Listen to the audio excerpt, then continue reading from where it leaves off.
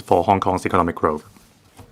Driven by investments in AI and other new technologies, the demand for related products continues to underpin the trade expansion in Asia. Market expectations of further interest rate cuts in the US would bolster investor confidence. The IMF forecast moderate growth for the global economy this year. Benefiting from these factors, Hong Kong's exports of goods should sustain decent growth. Exports of services will also continue to increase, driven by increasing visitor arrivals and demand for financial services. Domestic demand will grow steadily. A stable labor market and rising household incomes will drive private consumption, while improvements in business sentiment, coupled with expectations of interest rate cuts, will boost asset markets and investments. Nevertheless, the international environment remains complex and intricate, with the major advanced economies still frequently shifting their trade and economic policies. Uncertainties will continue to loom over global trade. A slower than expected pace of US rate cuts could hamper the optimism currently underpinning the global financial market. Based on our assessment of the current global and local economic situations, we forecast that Hong Kong's economy will grow by 2.5% to 3.5% this year. As for prices, external price pressures are in check. With the local economy continuing to expand, inflation this year is expected to be moderately higher than last year. We forecast the underlying inflation rate and the headline inflation rates this year to be 1.7% and 1.8% respectively. In the medium term, protectionism will persist in some major economies, while fragmentation of the global economy will continue. Nevertheless, the rise of the Global South and the reshaping of the global trade and investment landscape will unlock new markets and new growth areas for Hong Kong. This year marks the beginning of the 15th Five-Year Plan. Hong Kong will proactively align with the 15th Five-Year Plan, better integrate and serve the overall national development, and continue to proactively participate in the development of the productive forces tailored to local circumstances for promoting high-quality economic development.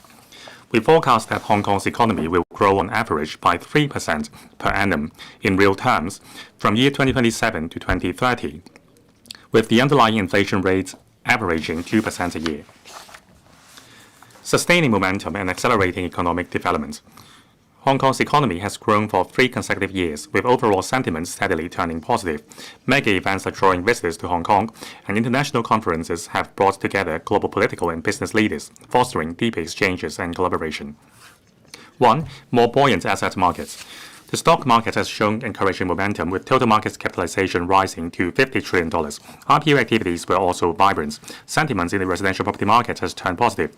Total bank deposits exceeded $19 trillion as at the end of last year, increasing 12% year-on-year, with capital continuing to flow in. The asset management sector is also faring well, with net fund inflow of $357 billion to funds domiciled in Hong Kong. Hong Kong ranked 3rd globally and 1st in the Asia-Pacific in the Global Financial Centers Index. Hong Kong is expected to become the world's largest cross-boundary wealth management center in 1 to 2 years. 2. Accelerated convergence of enterprises and talents. The Office for Attracting Strategic Enterprises, or the OASIS, has attracted over 100 strategic enterprises to establish in Hong Kong. 51 have been listed and 71 set up their global or regional headquarters in Hong Kong, bringing in about $60 billion of investment and creating around 22,000 jobs. Invest Hong Kong assisted 560 enterprises in establishing or expanding their operations in Hong Kong last year, which is expected to generate about $70 billion of investment and create over 10,000 jobs. The number of companies in Hong Kong with mainland and overseas parent companies and the number of startups in Hong Kong both rose by 11%, hitting new highs. As regards talent attraction, the Top Talent Pass scheme has drawn over 100,000 global elites to Hong Kong. We will continue to proactively attract investments and talents, injecting fresh impetus into Hong Kong's economy. 3. Strengthening international connections. The establishment of the International Organization for Mediation in Hong Kong has further strengthened our status as the center for international legal and dispute resolution services in the Asia-Pacific region. International conferences and exhibitions such as the Belt and Road Summit, Asian Financial Forum, Hong Kong FinTech Week, Hong Kong Maritime Week, and InnoX each drew thousands of global political, business, and industry leaders.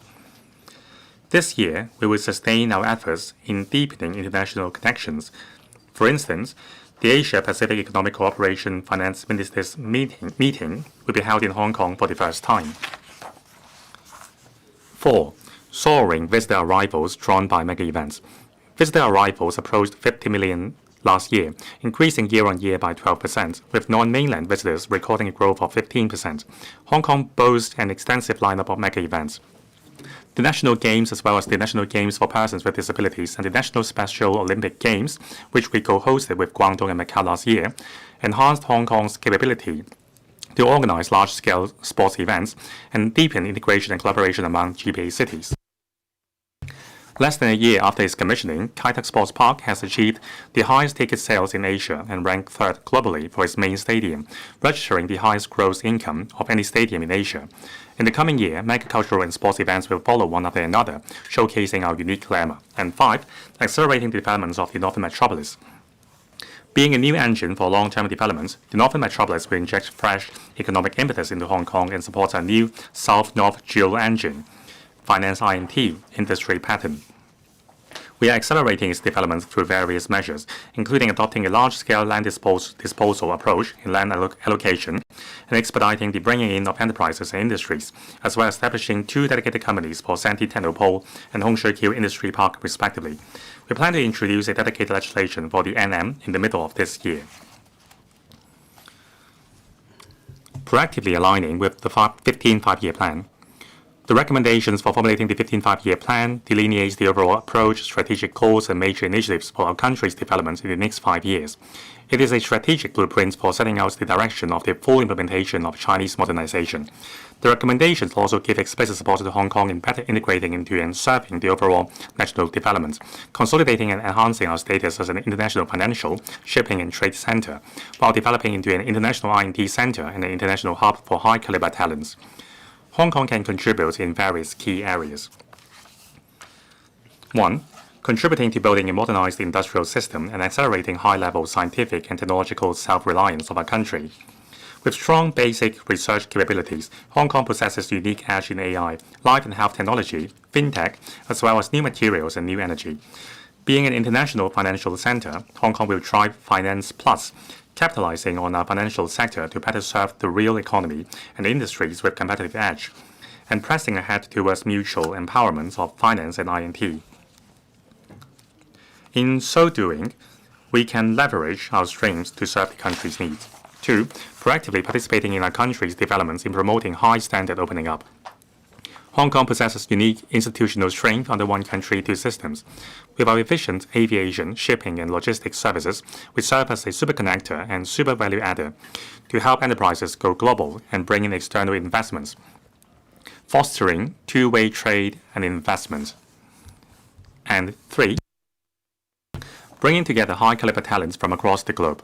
Hong Kong's world-class universities and internationalized environments are conducive to attracting and bringing in top global talents in various sectors, particularly leading experts in the scientific research field from around the world. We will keep nurturing local talents, aligning with the integrated developments of education, technology, and talents of our country. The Chief Executive will lead a cross-bureau, cross-departmental task force for Hong Kong to proactively align with the 15 five-year plan, and, for the first time, to formulate Hong Kong's 5-year plan. We will integrate more actively into and serve the overall national development. With the synergy between a capable government and an efficient market, we aim at driving high-quality, high-value-added, and diversified economic growth.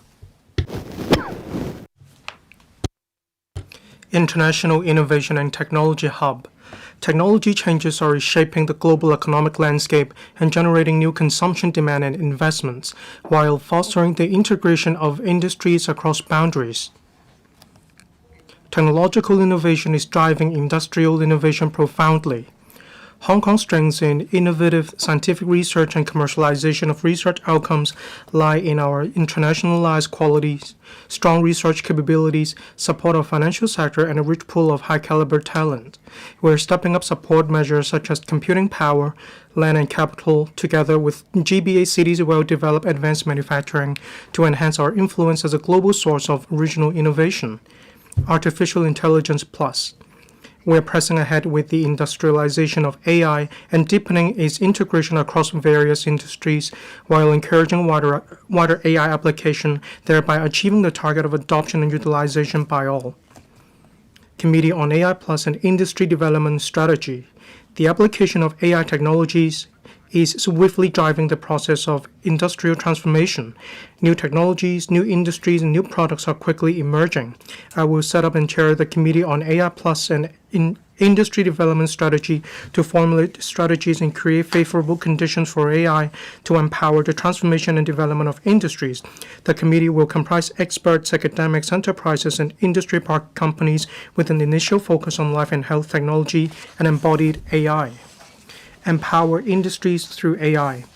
In respect of basic research and development, the Inno-Hong Kong Research Cluster has so far funded 16 laboratories specializing in AI and robotics technologies. Their research focuses on technologies like AI-driven robotics, which could widely apply to industries such as healthcare, logistics, smart manufacturing, and construction. The $3 billion AI subsidy scheme launched by the government has approved around 30 R&D applications in the fields of large language models, new materials and biomedicine, etc., to enhance local AI research standards and application. We are making proactive efforts to align with the National AI Plus initiative by promoting industries for AI and AI for industries through application. The Hong Kong AI Research and Development Institute Company Limited will come into operation in the second half of this year. The company aims to promote AI plus development and transformation of R&D outcomes. It will also advise on matters such as the governance framework and regulatory regime for AI development.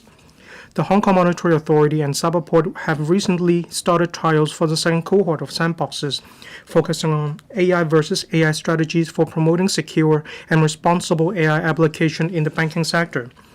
Computing infrastructure. Hong Kong's overall computing power has now reached 5,000 petaflops, laying an important foundation for supporting AI development.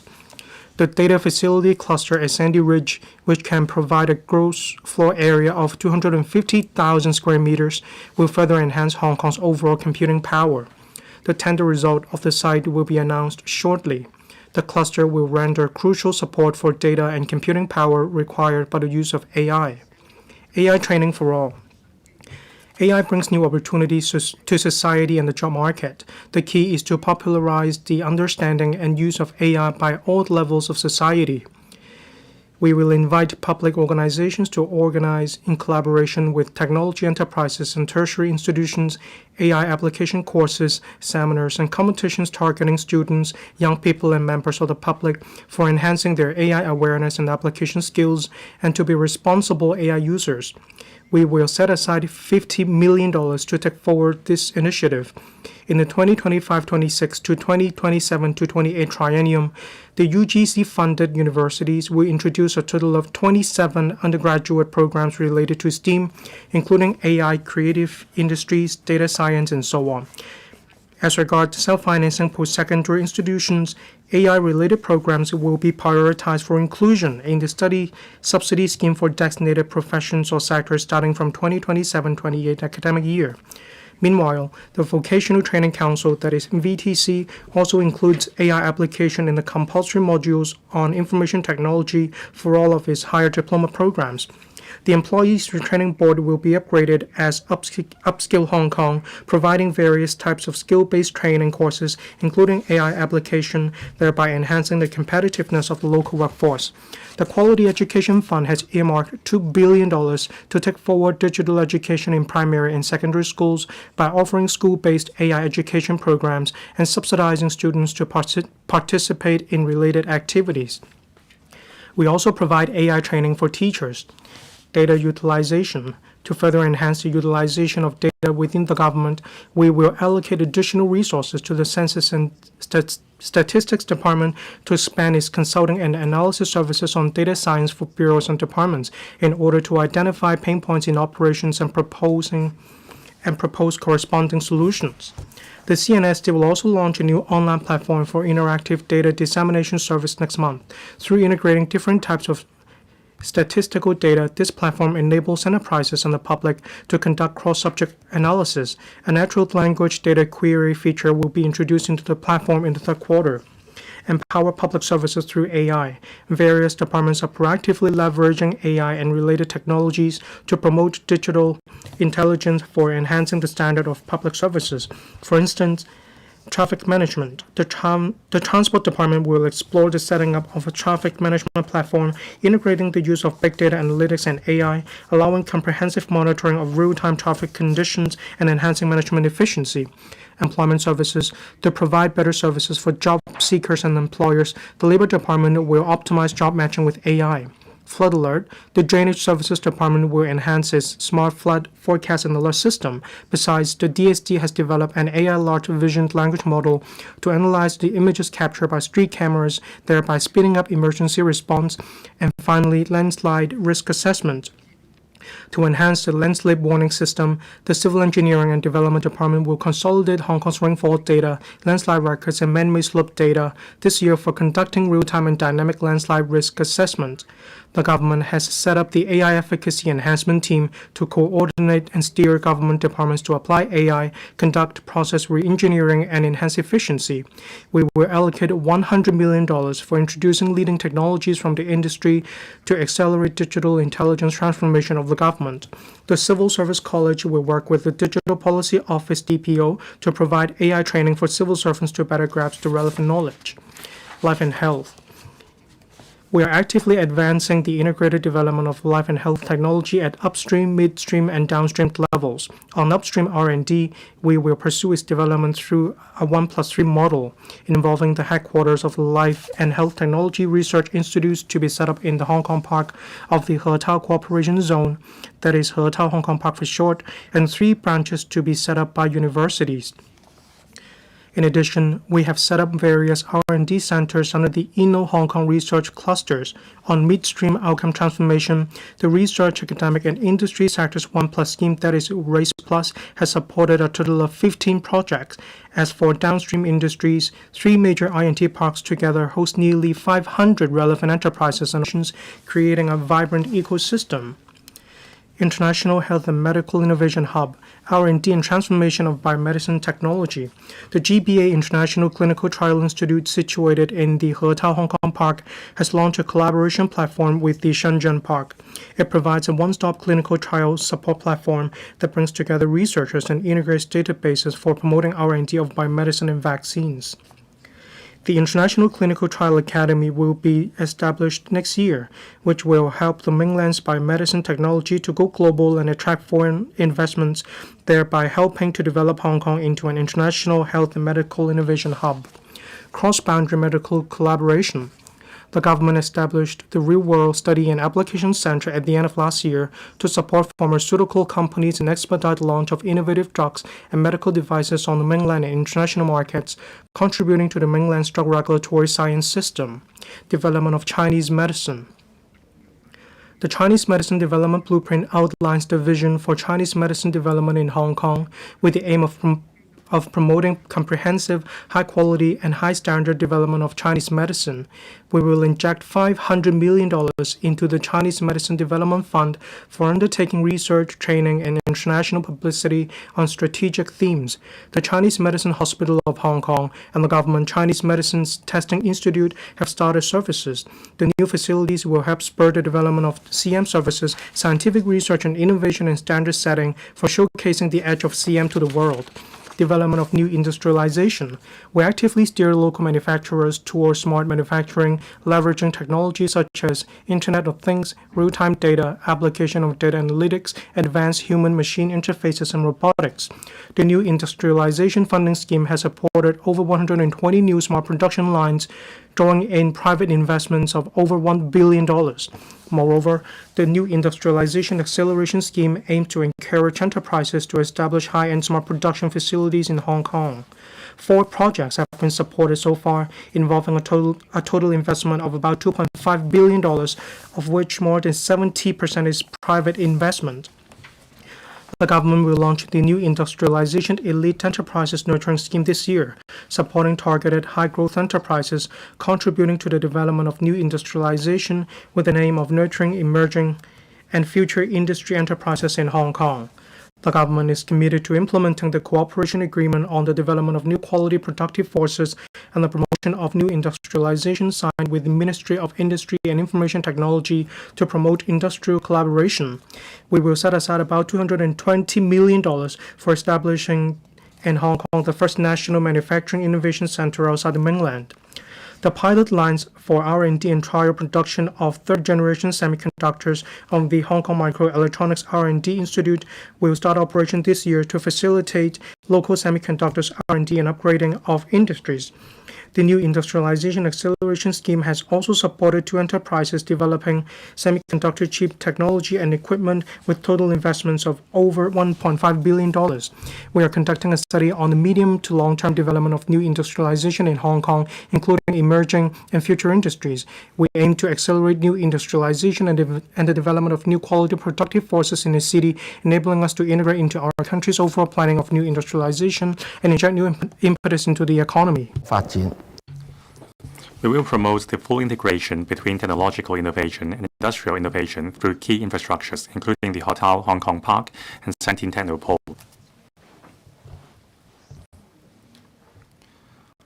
Public-private partnerships.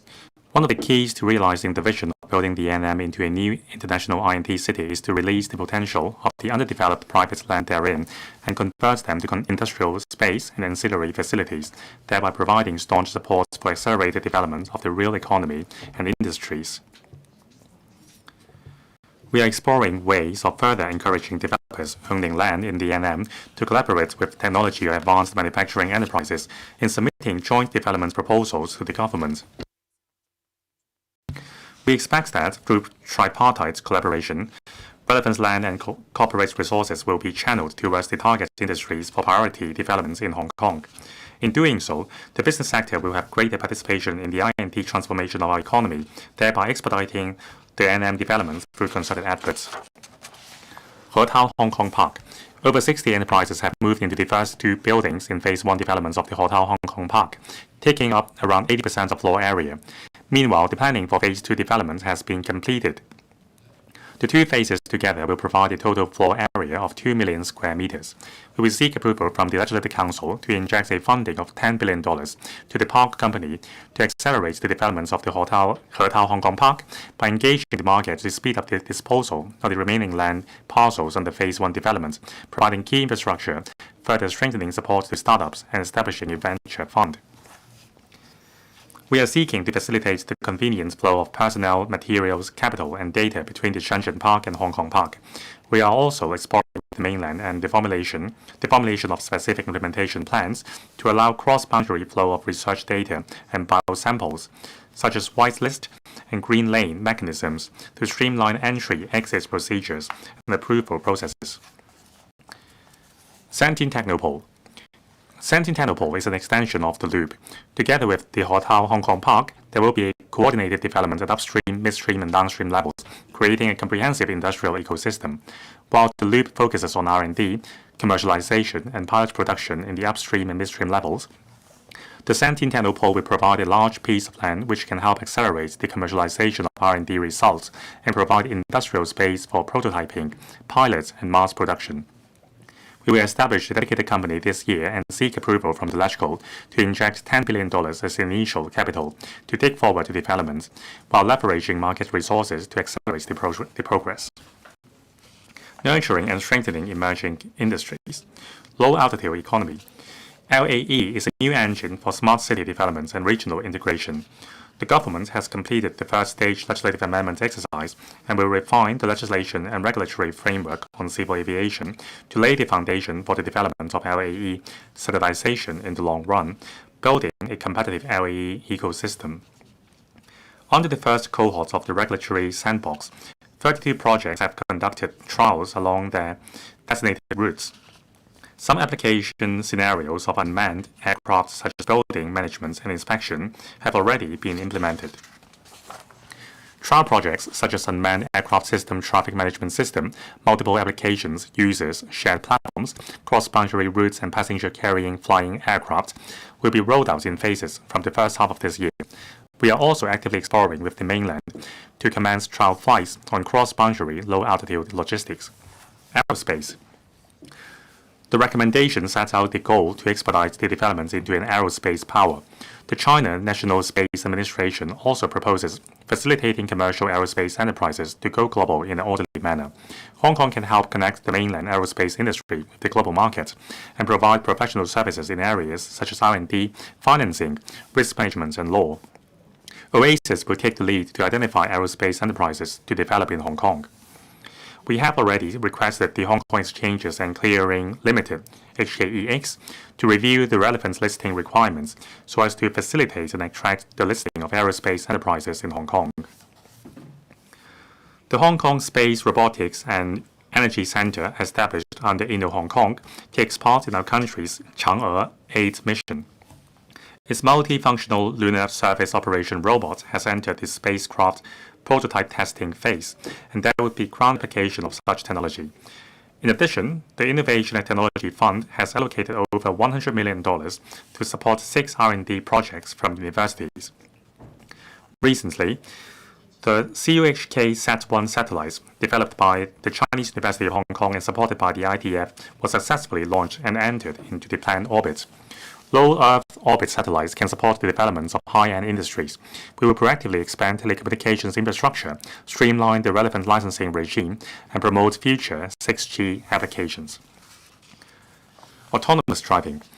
On the premise of ensuring road safety, the government is accelerating the development of autonomous driving into driverless mode and scaling up its operations, with a view to expediting its transition to commercial operations and encouraging the industry to leverage Hong Kong as a platform to tap into overseas markets.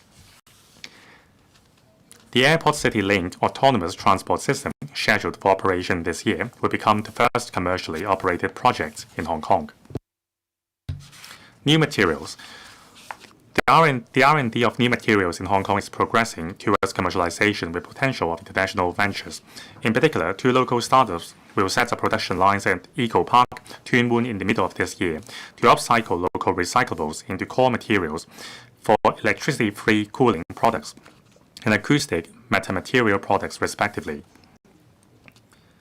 Meanwhile, the government is expediting the development of the 3rd Indo-Hong Kong Research Cluster, focusing on new materials and advanced manufacturing, energy, and sustainable development. R&D centers under this cluster will be established in phases in the first half of this year. RISC-V. RISC-V is the underlying technology of a new generation of chips.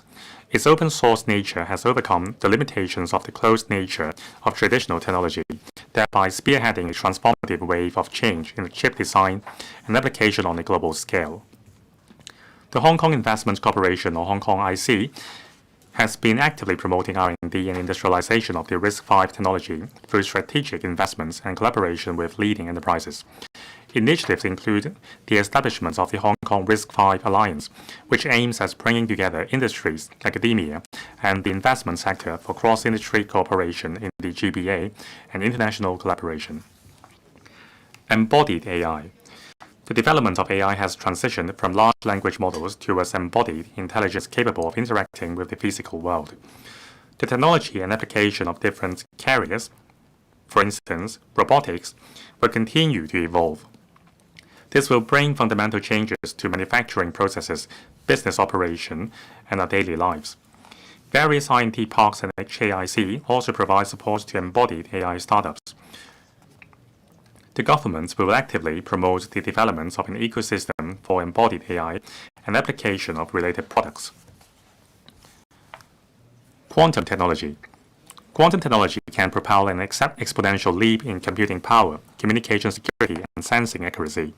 Such technological breakthroughs will lead to more innovative applications. A number of studies are being conducted by the tertiary institutions on various areas, such as developing the AI-based quantum simulation platform and advancing the convergence of AI and quantum computing through various platforms, including in Hong Kong. 2 state key laboratories relevant to quantum technology have also been established in Hong Kong. The government will actively promote the relevant basic research and industry application. Innovation and Technology Industry-Oriented Fund. The government introduced the $10 billion Innovation and Technology Industry-Oriented Fund to channel market market capital to invest in emerging fields of strategic importance, such as life and health technology, AI and robotics, as well as future industries. The selection of fund managers is underway. We aim at commencing the operation of the fund within this year. Enhance collaboration among the industry, academic, and research sectors. The $10 billion Raise Plus scheme funds research teams from universities on a matching basis to transform and commercialize R&D outcomes. A total of 49 projects were approved, covering fields such as health and medical sciences, new materials and new energy, AI, and advanced manufacturing.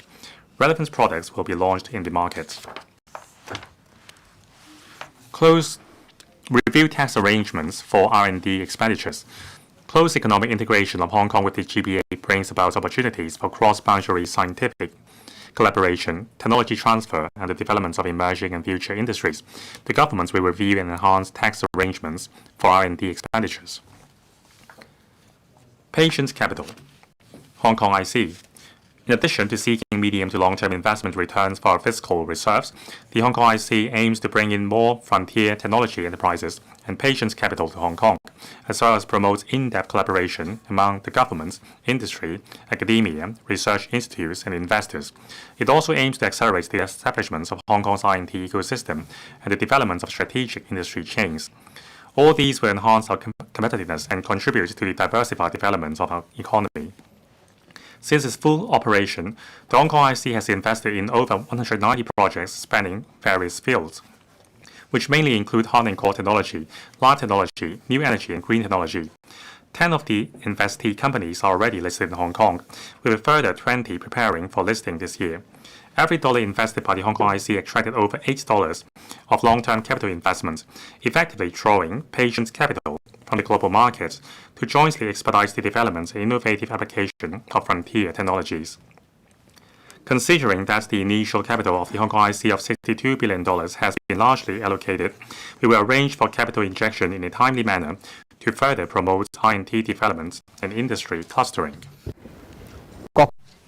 International Financial Center. The global political and economic landscape is undergoing profound transformations. Despite the complex and ever-changing external environment, Hong Kong's financial market has performed strongly and our financial system remains robust. We'll continue to consolidate our existing strengths, tap into emerging fields, strengthen market systems and risk control, and deepen financial cooperation in the GBA. By doing so, we will enhance Hong Kong's role as an international financial center on all fronts and contribute to the national strategic goal of accelerating China's development as a financial powerhouse. We will also leverage our strengths in finance to drive industry development that is finance plus, consolidating existing strengths, advance internationalization of renminbi. The recommendations have called for advancing the internationalization of renminbi and pursuing greater openness of renminbi capital accounts. We will leverage Hong Kong's unique strengths and proactively align with national development strategies. Specific measures include 1. Doubling the size of the renminbi business facility to renminbi $200 billion earlier this month to support financial institutions in facilitating the wider use of renminbi by enterprises and customers in activities such as trade and cross-boundary business. 2. Promoting more convenient foreign exchange quotations and transactions between renminbi and other regional currencies to reduce transaction costs. 3. Issuing renminbi bonds of different tenors on a regular basis to enrich product offerings in the offshore renminbi market and improve the offshore renminbi bond yield curve. 4. Exploring with the industry the formation of the offshore renminbi yield curve and looking into specific measures to improve price discovery in the short to medium-term interest rate market. And 5. Attracting high-quality issuers to increase renminbi bond issuances in Hong Kong and tapping into emerging markets to bring more cross-boundary renminbi transactions to Hong Kong. In order to enrich mutual market access, we will actively explore with the mainland the acceleration of the issuance of mainland government bond futures in Hong Kong, the inclusion of real estate investment trusts, that is REIT, under mutual access, and the inclusion of a renminbi trading counter under the southbound trading of the Stock Connect. We will explore further enhancements to the Bond Connect securities market. Since the implementation of severe weather trading arrangements by the Hong Kong X in September 2024, the stock market has operated in inclement weather for 7 trading days. The trading maintained market liquidity while generating stamp duty revenue of about $2.5 billion. To continue enhancing the securities market, attracting issuers, and boosting market efficiency, the Hong Kong X will take forward the following measures. 1. Consulting the market in the first quarter on the revision of listing requirements for enterprises with weighted voting right structures, facilitation of the secondary listing of overseas issuers, enhancement of the IPO process, and provision of greater flexibility for biotechnology and specialist technology companies applying for listing, and so on. 2. Implementing the enhanced structured product listing framework and putting forward specific implementation proposals for the settlement cycle of T+1 for market consultation in the first half of this year. And 3. Taking forward board lot reforms in the securities market and launching the uncertificated securities market regime in collaboration with the SFC and the industry this year. We will also introduce the next stage of reforms, including enhancing the regulatory regime for listed companies, providing specific guidelines for overseas companies seeking secondary listing in Hong Kong, offering more overseas market as recognized exchanges, and continue to explore with the market the provision of an over-the-counter trading platform for delisted stocks or those requiring special handling. Bond market. The SFC and the Hong Kong MA are actively implementing the roadmap for the development of fixed income and currency markets announced last year. It includes boosting issuance in the primary market, enhancing liquidity in the secondary market, and expanding offshore RMB business. The electronic bond trading platform will also be launched in the second half of this year, thereby reinforcing Hong Kong's position as a global fixed income and currency hub.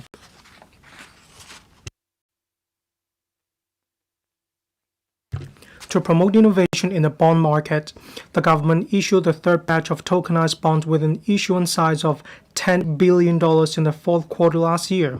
It marked the largest tokenized bond issuance in the world at the time. The option to settle via tokenized central bank money also laid the foundation for future integration with other forms of digital money. We will continue issuing tokenized bonds on a regular basis. The Hong Kong MA will also encourage more digital bond issuances in Hong Kong through the Digital Bond Grant Scheme, Asset and Wealth Management Center. The number of single-family offices in Hong Kong exceeds 3,300.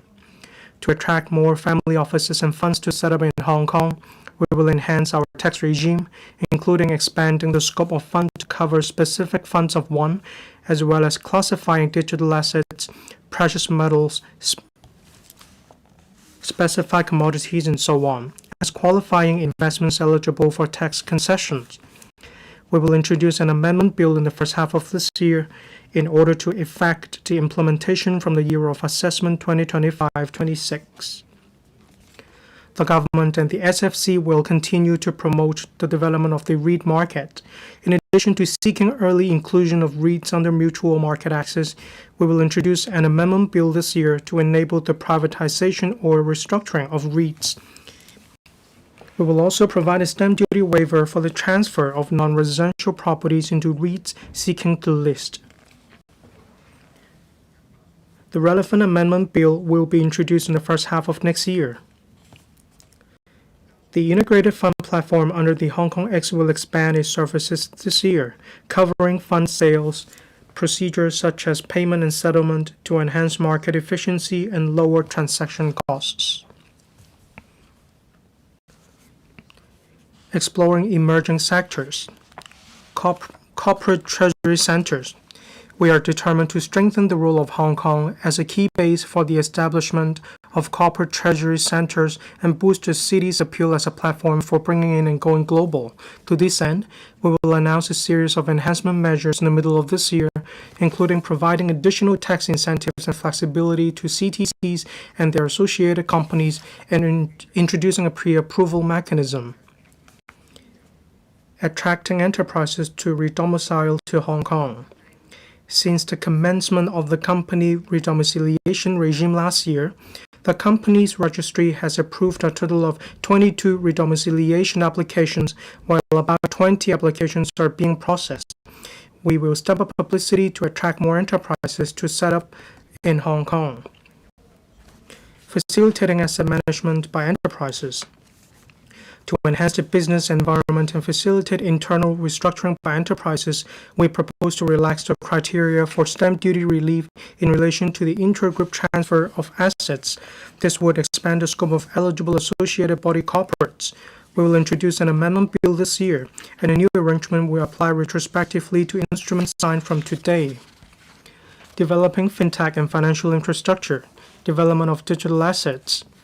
The government published the second policy statement on digital assets for developing Hong Kong into a global hub for digital asset innovation through the establishment of a comprehensive regulatory framework.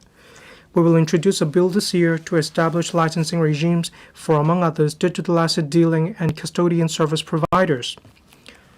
Hong Kong has implemented the licensing regime for issuers of fiat reference stablecoins. The first batch of licenses will be issued next month. The government and financial regulators will continue to facilitate license issuers in Hong Kong to explore different application scenarios in a compliant and risk-controlled manner. On the premise that sufficient investor protection is in place, the SFC will further enhance the liquidity of Hong Kong's digital asset market and facilitate the offering of more products and services to professional investors. The SFC will also set up an accelerator to expedite market innovation. To support the application of tokenization technology in bond issuance and transactions, the government will provide guidelines to clarify that registers of debenture holders can be kept in the form of a distributed ledger. We will also explore the adoption of electronic signature for bond issuance documents and the digitalization of bearer bonds. Crypto Asset Reporting Framework. We will amend the Inland Revenue Ordinance for implementing the Crypto Asset Reporting Framework as well as the amended Common Reporting Standard by the Organization for Economic Cooperation and Development, that is OECD for short, in the coming 2 years. This will contribute to international efforts in enhancing tax transparency and combating cross-border tax evasion. We will introduce an amendment bill in the first half of this year. Project Ensemble. The Hong Kong MA launched the Ensemble trial project, that is Ensemble TX. The pilot phase of Project Ensemble last November to enable industry participants to make real value transactions involving tokenized deposits and digital assets within a controlled pilot environment. The Hong Kong MA will continually upgrade the system to support settlement on a 24/7 basis and develop local standards to strengthen Hong Kong's interoperability with other markets. Commercial data interchange. Last year, the Hong Kong MA launched Project Cargo X under the Commercial Data Interchange to enhance the digital ecosystem for trade finance by harnessing the power of cargo and trade data. The government is actively following up on the recommendations of the expert panel on Cargo X in order to promote Hong Kong as a leading trade financing center and supply chain hub. Building the international gold trading market. Following the signing of a cooperation agreement with the Shanghai Gold Exchange earlier this year and the establishment of a Hong Kong's central clearing system for gold, we will 1. Explore offering tax incentive for eligible institutions conducting gold trading and settlement in Hong Kong. 2.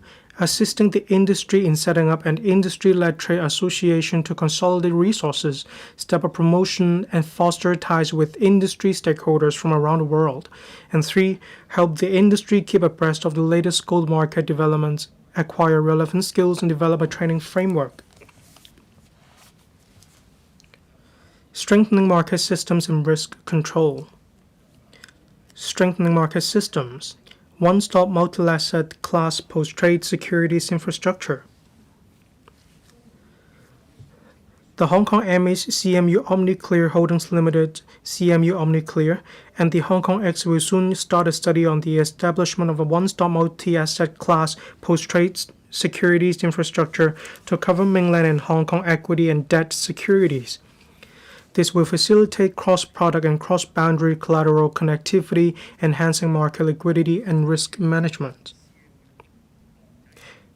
Enhancing the international network of the CMU, that is, Central Money Markets Units. To facilitate investors' holdings of securities through the CMU for achieving global asset allocation, the CMU OmniClear is actively seeking to establish linkages with central securities depositories of various regions. The Central Bank of the United Arab Emirates has become a CMU member. The CMU will activate linkages with SIX of Switzerland and launch equity post-trade services for the first time, enabling investors to manage their diversified asset portfolios more efficiently. Digital asset platform. To promote the application of fintech and enhance the efficiency of the asset management market, the CMU OmniClear will set up a digital asset platform this year. It will support the issuance and settlement of digital bonds. The platform will also be gradually extended to other digital assets and linked with other tokenization platforms in the region, consolidating Hong Kong's leading role in the realm of digital assets. Non-traditional risk management. We are committed to developing the non-traditional risk management business, and we have extended the pilot insurance-linked securities grant scheme to 2028. Meanwhile, the Insurance Authority, that is IA for short, will continue to step up its promotion efforts in markets from around the world. Last year, 2 captive insurance companies were set up in Hong Kong. Financial inclusiveness. The Mandatory Provident Fund Schemes Authority, MPFA, is gradually taking forward MPF full portability. Its Phase 1 proposal, to be implemented this year, covers employees whose employment started on or after the 1st of May 2025. We will introduce an amendment bill in the first half of next year to extend the coverage to employees whose employment started before the above date. And enhancing the regulatory regime. To better protect employees' MPF benefits, the MPFA proposes to enhance the process of recovering default contributions from employers. It will also enhance the flexibility for trustees and relevant service providers in making MPF investments. Upon completion of the MPFA's stakeholder consultation this year, the government will introduce an amendment bill. The IA will enhance the risk-based capital regime for insurance companies, adjusting risk parameters for the general insurance business and providing capital relief for infrastructure investments. Moreover, we will require the industry to adopt a standardized checklist for the disclosure of capital adequacy and risk profile, facilitating public understanding of insurers' governance, finance, and risk management. To strengthen the regulation of moneylenders, the government will release the consultation outcome and specific measures next month to address the issue of excessive borrowing and better protect the public. Strengthening international financial cooperation.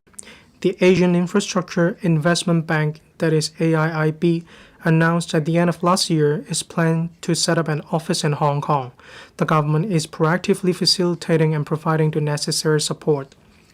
We will hold for the first time the Asia-Pacific Economic Cooperation Finance Ministers meeting this year. We will continue to host various financial mega events, including the Global Financial Leaders Investment Summit, the Wealth for Good in Hong Kong Summit, and the Hong Kong FinTech Week Cross Start Me Up Hong Kong Festival. The Asian Financial Forum will celebrate its 20th anniversary next year, and we will strengthen the element of finance empowering business, that is Finance Plus, at the forum. Enhancing industries with competitive edge. The recommendations, apart from further reinforcing Hong Kong's strategic position, support us to consolidate and enhance industries with competitive edge. International Trade Center. Facing a complicated and ever-changing geopolitical and economic landscape, we will consolidate and enhance our status as an international trade center on all fronts through a series of policy initiatives. Expand commercial and trade network. Hong Kong will strengthen its role as the functional node for the Belt and Road Initiative. We will collaborate with industry players to further develop the ASEAN and Middle East markets and explore the potential of Central Asia, South Asia, and North Africa markets. Meanwhile, we will forge more free trade agreements and investment agreements. We have concluded negotiation of investment agreements with Qatar, Bangladesh, and Peru, respectively, and are exploring the signing of new IAs with Saudi Arabia and Egypt. Hong Kong has so far signed a total of 55 Comprehensive Avoidance of Double Taxation Agreements, or CTTA, including those signed with Jordan, Maldives, Norway, and Rwanda last year. We will further expand our CTTA network. We will continue reaching out to relevant authorities in BNR regions to seek more projects matching opportunities for Hong Kong enterprises and professional services, while encouraging and assisting external organizations to stage roadshows in Hong Kong. Outbound missions and project matching activities will also be organized to promote our professional services. Attract enterprises and investment.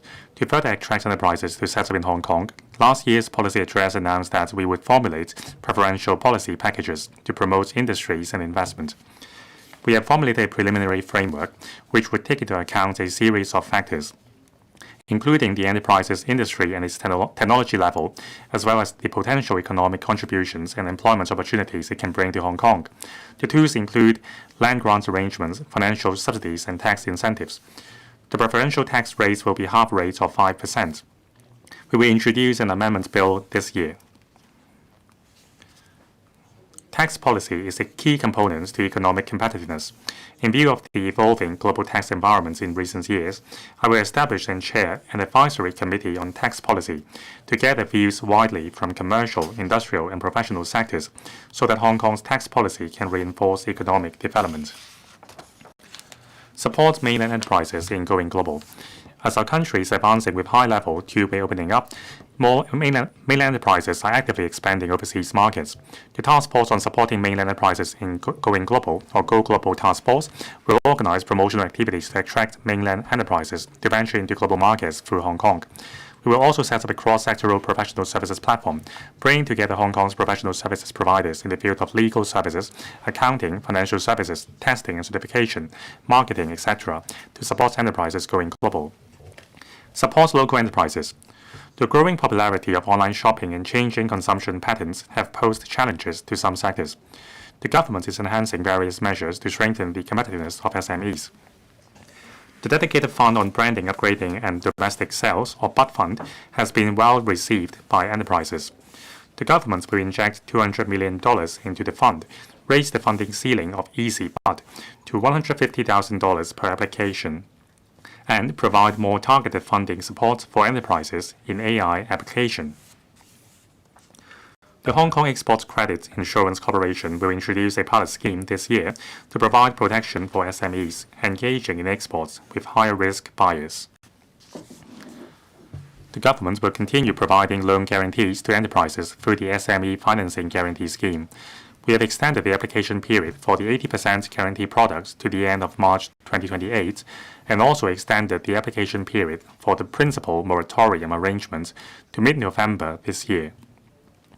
The total loan guarantee commitments under this scheme will increase by $20 billion. Hong Kong's food industry can leverage its reputation for quality to further expand into the mainland and international markets. We will continue seeking market access and simplified customs arrangements of the mainland for a wider range of local food products. The Center for Food Safety will waive the fees related to the certification of food products for 2 years. Besides, we will introduce a new unified brand for local agricultural and fisheries products in the middle of this year, supported by a certification, testing, and traceability mechanism. Convention and exhibition industry. To promote further development of the exhibition industry and brand building as an international convention and exhibition hub, the government will earmark $100 million for attracting large-scale international exhibitions with new elements to Hong Kong through collaborating with relevant organizations on a pilot basis. Our objective is to develop Hong Kong into the first-choice platform for showcasing mainland and international brands, while attracting high-spending business visitors to Hong Kong and driving high-value-added economic activities. International Aviation Hub. The Hong Kong International Airport is the world's busiest cargo airport. Its cargo throughput exceeded 5 million tons last year, and its passenger throughput reached 61 million, marking a year-on-year increase of nearly 15%. We will strive to enter into new air services agreements and expand traffic rights with regions demonstrating development potential, such as the Middle East, Central Asia, Africa, and South America, so as to further enhance our competitiveness as an international aviation hub. The new passenger departure facilities at Terminal 2 of the Hong Kong IA are scheduled to commence operations in May, which will substantially enhance the airport's overall capacity. Airport City. The Airports Authority Hong Kong, or AAHK, is proactively attracting businesses and investments to develop Airport City, Skytopia, into a world-class landmark. Relevant developments include the Asia World Expo Phase 2, art storage facilities, and the yacht base. Aircraft Parts Processing and Trading Center.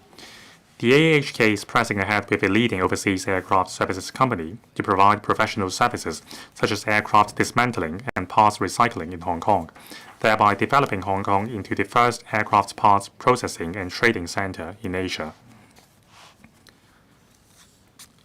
Cooperation in transport and logistics. Collaborates with airports in the GBA. Since the launch of the direct passenger service from Zhuhai to Hong Kong for passengers taking flights at Hong Kong IA, over 100,000 passenger trips have been made. The AA will step up promotion while enhancing the connectivity between Zhuhai Airport and the Hong Kong International Airport to encourage more travelers using the service. Sea Air Intermodal Cargo Transshipment Mode.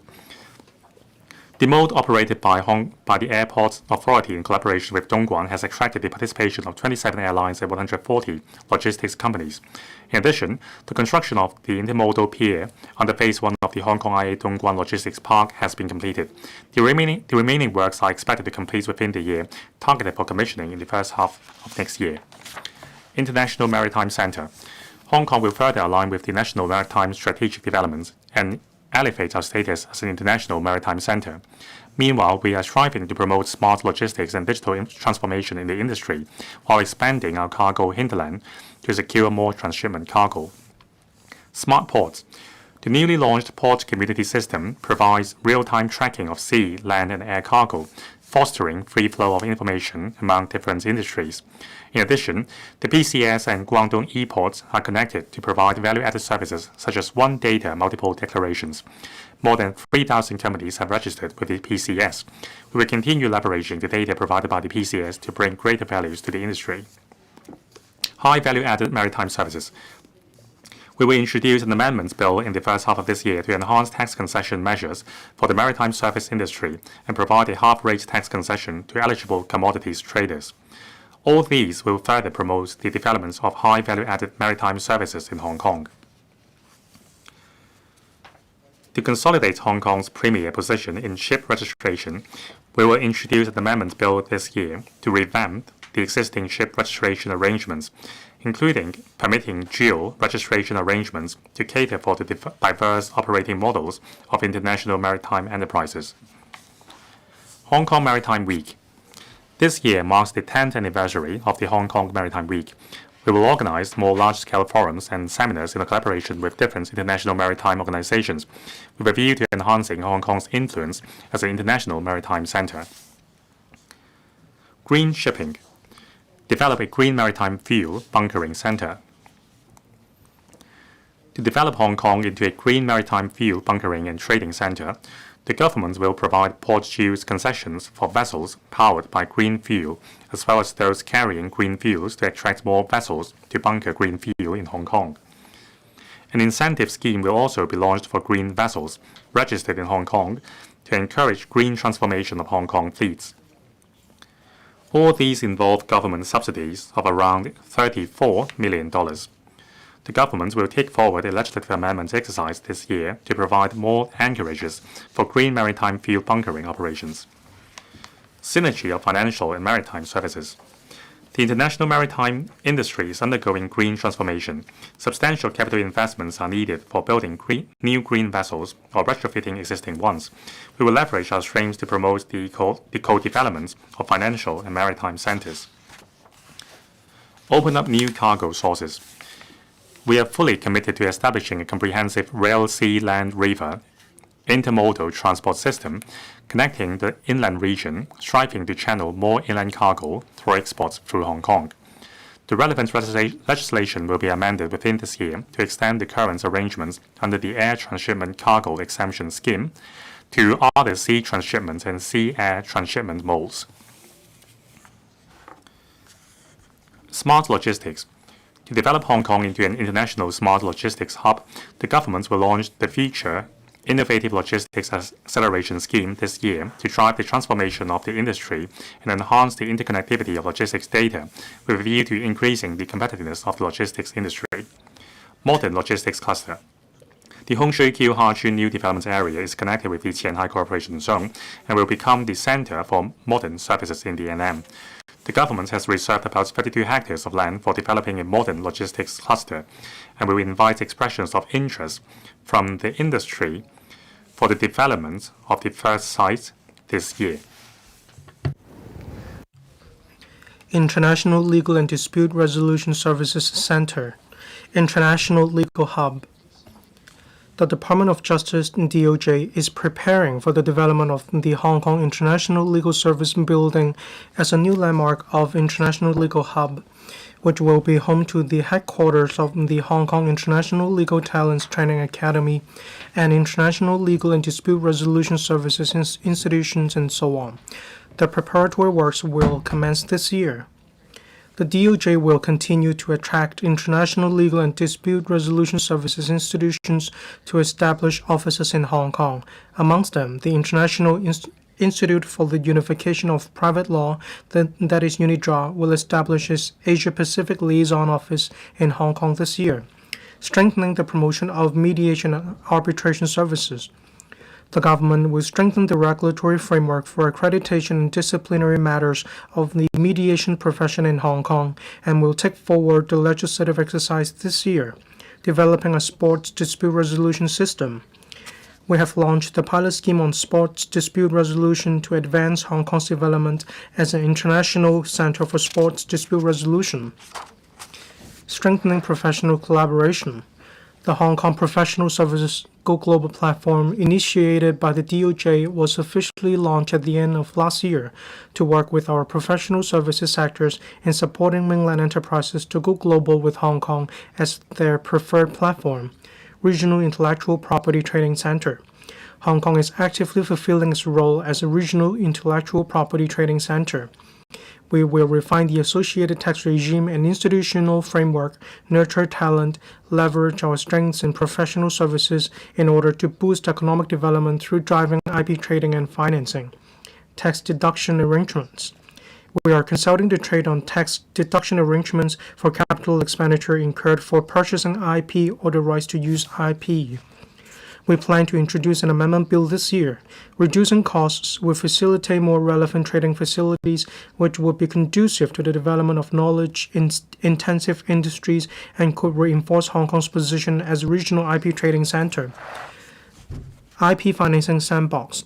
The IP Financing Sandbox was launched at the end of last year with 3 major Hong Kong banks and their customers from the biotechnology, electronics, and technology sectors, as well as legal and professional services organizations participating in the pilot project.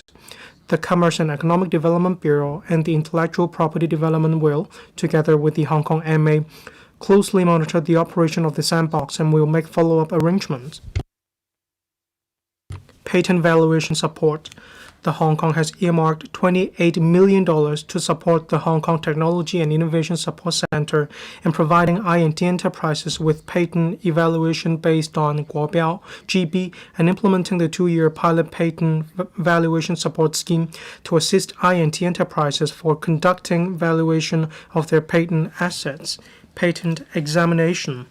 The IPD will expand its team of patent examiners, particularly for original grant patent applications in major technology fields to strengthen its in-house examination capacity and provide more robust legal protection for R&D outcomes.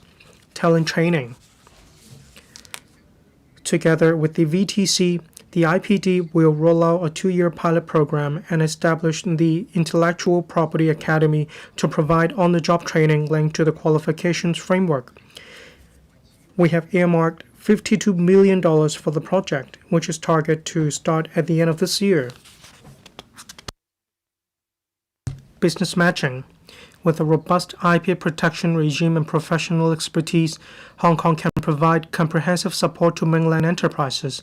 Following the arrangement for mainland enterprises to participate in matching activities in Hong Kong at the end of last year, the IPD will collaborate with the mainland to organize Hong Kong IP professionals to participate in mainland business matching programs in the middle of this year. International Hub for High Caliber Talent. Hong Kong ranks first in Asia and fourth globally in the World Talent Ranking 2025. We will continue nurturing local talent, attracting talent globally, and developing an international education hub to achieve the integrated development of education, technology, and talent. Nurturing talent. INT. Through the STEM internship scheme, we encourage university students to gain INT-related work experience, providing nearly 20,000 internship opportunities so far. The Research Talent Hub has approved over 15,000 applications, providing subsidies for institutions to engage STEM university graduates to undertake R&D work. Finance. The Hong Kong Academy of Finance is committed to nurturing financial leaders with global vision. Its Financial Leaders Program has attracted over 80 senior executives, benefiting nearly 50 institutions. The GBA FinTech two-way internship scheme for post-secondary students provides subsidies for students from Hong Kong and the mainland to take part in short-term internships in FinTech companies. About 30 enterprises and 100 students have taken part in the scheme. To enhance the professional competency of insurance practitioners, we will extend the program to enhance talent training for the insurance sector by 3 years. Legal and dispute resolution. The Hong Kong International Legal Talent Training Academy has provided professional practical training for over 2,000 participants from various places and will continue facilitating experience sharing with legal and dispute resolution practitioners in the mainland, Belt and Road, and other jurisdictions. Aviation. We are focusing on training both serving and newly recruited aviation personnel. The Hong Kong International Aviation Academy will, in partnership with the Chinese University of Hong Kong, launch a new Master of Science in Aviation Management program this year. The Academy has also, in collaboration with an overseas aeronautic services company, set up the Aircraft Engineering Training Center to offer a range of professional training courses on aircraft maintenance, aircraft parts processing, and certification. Construction industry will continue to nurture construction professionals to cater for future manpower demand. To assist more graduates in obtaining professional qualifications, we will allocate $65 million to provide additional government-funded training places this year. Attracting talent. The various talent admission schemes have attracted over 270,000 talented individuals from around the world, with the Top Talent Pass scheme drawing over 100,000 global elites, contributing to Hong Kong's economic development. The Hong Kong Talent Engage will continue to step up its efforts to attract talent from the mainland and overseas and expand its network of working partners to help incoming talents and their families to settle in Hong Kong. Inno Hong Kong has worked with more than 30 top universities and research institutions in the mainland and overseas, bringing together more than 3,000 researchers for world-class scientific research collaborations. We launched the 3 billion Frontier Technology Research Support Scheme last year to align with the country's strategic plan for frontier technology development. As a major international education hub, Hong Kong boasts 5 of the world's top 100 universities and ranks second globally in terms of education competitiveness according to the World Competitiveness Yearbook 2025 of the International Institute for Management Development, IMD. Third Medical School. The government has earmarked resources to support, on a matching basis, the Hong Kong University of Science and Technology, Hong Kong UST, in developing the Third Medical School, which aims to admit its first cohort of students in the 2028-29 academic year. The new medical school will focus on nurturing talent with both clinical and R&D capabilities and attracting more medical talent to take up teaching and research positions. The government has reserved land at Ngau Tam Mei in the Annam for the permanent campus of the new medical school and for the development of an integrated teaching and research hospital. Resources will be earmarked accordingly. The government will further explore with Hong Kong UST the development and operation model of the integrated teaching and research hospital and fully supports the commencement of the project as soon as possible. Annam University Town. For the development of the NM University Town, we will roll out 3 sites in Hongshui-Kyohachi New Development Area shortly for application by UGC-funded universities and universities of applied sciences for campus development. We will earmark $10 billion for providing loans to support campus development. Establishing the Study and Hong Kong brand. The Education Bureau (EDB) has set up the task force on studying in Hong Kong to attract top-notch students globally. The Study in Hong Kong Week, currently underway, features key events including the Asia-Pacific Association for International Education Conference and Exhibition, which is one of the world's top 3 international higher education conferences, and the International Symposium hosted by the Alliance of Universities of Applied Sciences. Integrated development of culture, sports, and tourism. We will continue promoting the integrated development of culture, sports, and tourism to provide better urban living experience for residents and visitors. Tourism industry. Last year saw an increase of 12% in visitor arrivals, creating business and job opportunities for related sectors. In the coming year, we will allocate $1,660 million to the Hong Kong Tourism Board. Highlight Hong Kong's uniqueness to enhance tourism appeal. Hong Kong is the events capital of Asia. The Hong Kong TB will scale up its flagship events and promotion, introducing new elements and extending events duration, and organize more signature festive events to highlight Hong Kong's East meets West uniqueness. Building on the success of last year's immersive light show in Central, featuring spectacular 3D light shows, the Hong Kong Tourism Board will launch a brand new show with the theme of light festivals across various locations at different times of the year to replace a symphony of lights.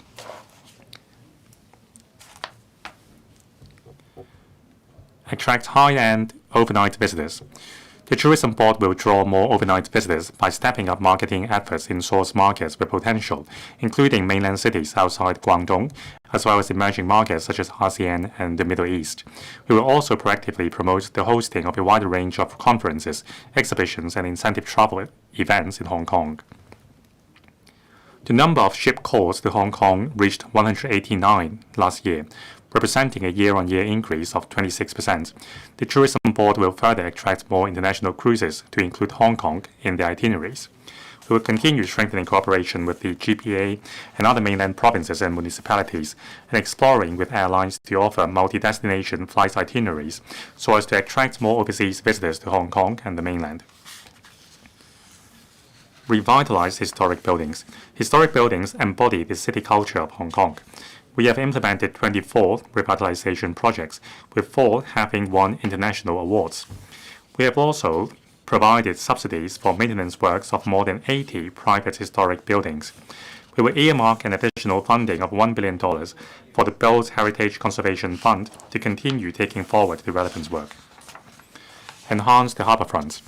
Following the opening of the eastern section of the East Coast Boardwalk in North Point at the end of last year, the approximately 13-kilometer-long harbourfront from Kennedy Town to Shao Ki Wan has now been fully connected. Adhering to the incremental approach in enhancing the harbourfront, we plan to conduct a consultation on the construction of a pedestrian walkway at the Praya of Kennedy Town in the second quarter of this year. After the phased opening of a waterfront site near Hong Kong Station this quarter, the harbourfront promenade in Kowloon will be extended to about 15 kilometers. Foster urban-rural integration. To support tourism is everywhere and promote urban-rural integration, we propose allocating $200 million for launching the NM Urban-Rural Integration Fund as a pilot scheme. The scheme aims to encourage non-governmental organizations and relevant bodies to take forward rural tourism projects and bring economic vitality to rural villages. Sports industry. Hong Kong athletes have achieved outstanding results on the international stage. Last year, our athletes achieved historic results in the national games, winning 9 gold, 2 silver, and 8 bronze medals. We will allocate more resources to proactively promote sports in the community, support elite sports, maintain Hong Kong as a center for major international sports events, enhance professionalism in sports, and develop sports as an industry. We will inject $1.2 billion into the sports section of the Arts and Sports Development Fund to further promote sports development, including strengthening training for team sports athletes, improving the professional standards of coaches, as well as supporting and exploring more diverse and higher-level sports competitions to be held in Hong Kong. We will continue promoting Hong Kong as a center for major international sports events and developing sports as an industry through the M-Mark system. We will continue working with Kai Tak Sports Park Limited to proactively attract more major international sports events and activities. Cultural and creative industries. We are committed to promoting the development of arts, culture, and creative industries. A total of over $9 billion has been injected into the Create Smart initiative and the Film Development Fund. Premium Arts Trading Hub. We are proactively developing Hong Kong into a global trading hub for premium arts and will shortly finalize the details of a collaboration with Art Basel for the coming 5 years. To strengthen Hong Kong's position as one of the world's top 3 arts trading centers, we have initiated a study focusing on exploring areas such as financing and talent development. The study is expected to be completed within this year. Accelerating green development. To proactively align with the national geocarbon targets and green and low-carbon development strategies, we will strive to promote the development of green industries and green transformation of enterprises. Green industries and green transformation require the support of capital, technology, and talents, thereby bringing enormous business opportunities to Hong Kong. Achieving the geocarbon targets. We are actively implementing the Hong Kong's Climate Action Plan 2050 as we strive to reduce our carbon emissions by half from the 2005 levels before 2035 and achieve carbon neutrality before year 2050. Green technology. Since the establishment of the Green Tech Fund, the government has injected a total of $400 million into the fund and approved a number of projects, including production and storage of hydrogen fuel and the technology of turning waste into resources. In particular, a university research team has promoted its newly developed industrial wastewater treatment technology to the GBA and the Yangtze River Delta region, while another is planning to promote a new fuel cell stack technology in collaboration with a hydrogen fuel cell enterprise. Hydrogen development. Pursuant to the strategy of hydrogen development in Hong Kong, we will formulate hydrogen standard certification. We are consulting the trade on the framework.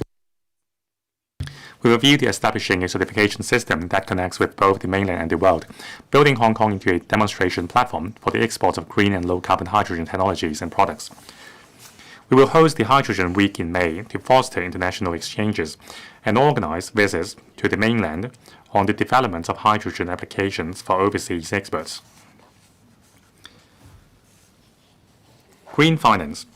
To consolidate and enhance Hong Kong's status as an international green finance center, the government will continue issuing sustainable bonds, establishing and enabling regulatory environments, and strengthening cross-sectoral collaboration, including taking forward the implementation of the Hong Kong Sustainability Disclosure Standards.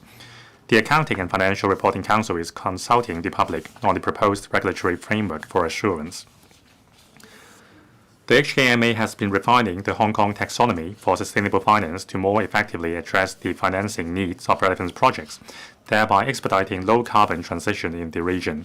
It will also strive to develop green transition planning guidance for banks within this year. We will support the exploration with the mainland and international multilateral financial institutions of the establishment of a Hong Kong-based green technology projects accelerator. The accelerator will provide incubation, acceleration, and empowerment services for green technology projects in Belt and Road regions and serve as an innovative demonstration of Hong Kong's green finance-related services. We will explore facilitating financial institutions to obtain public utility usage data of enterprises with their consent to enhance the efficiency of green financing and risk assessment. Green City, iPark.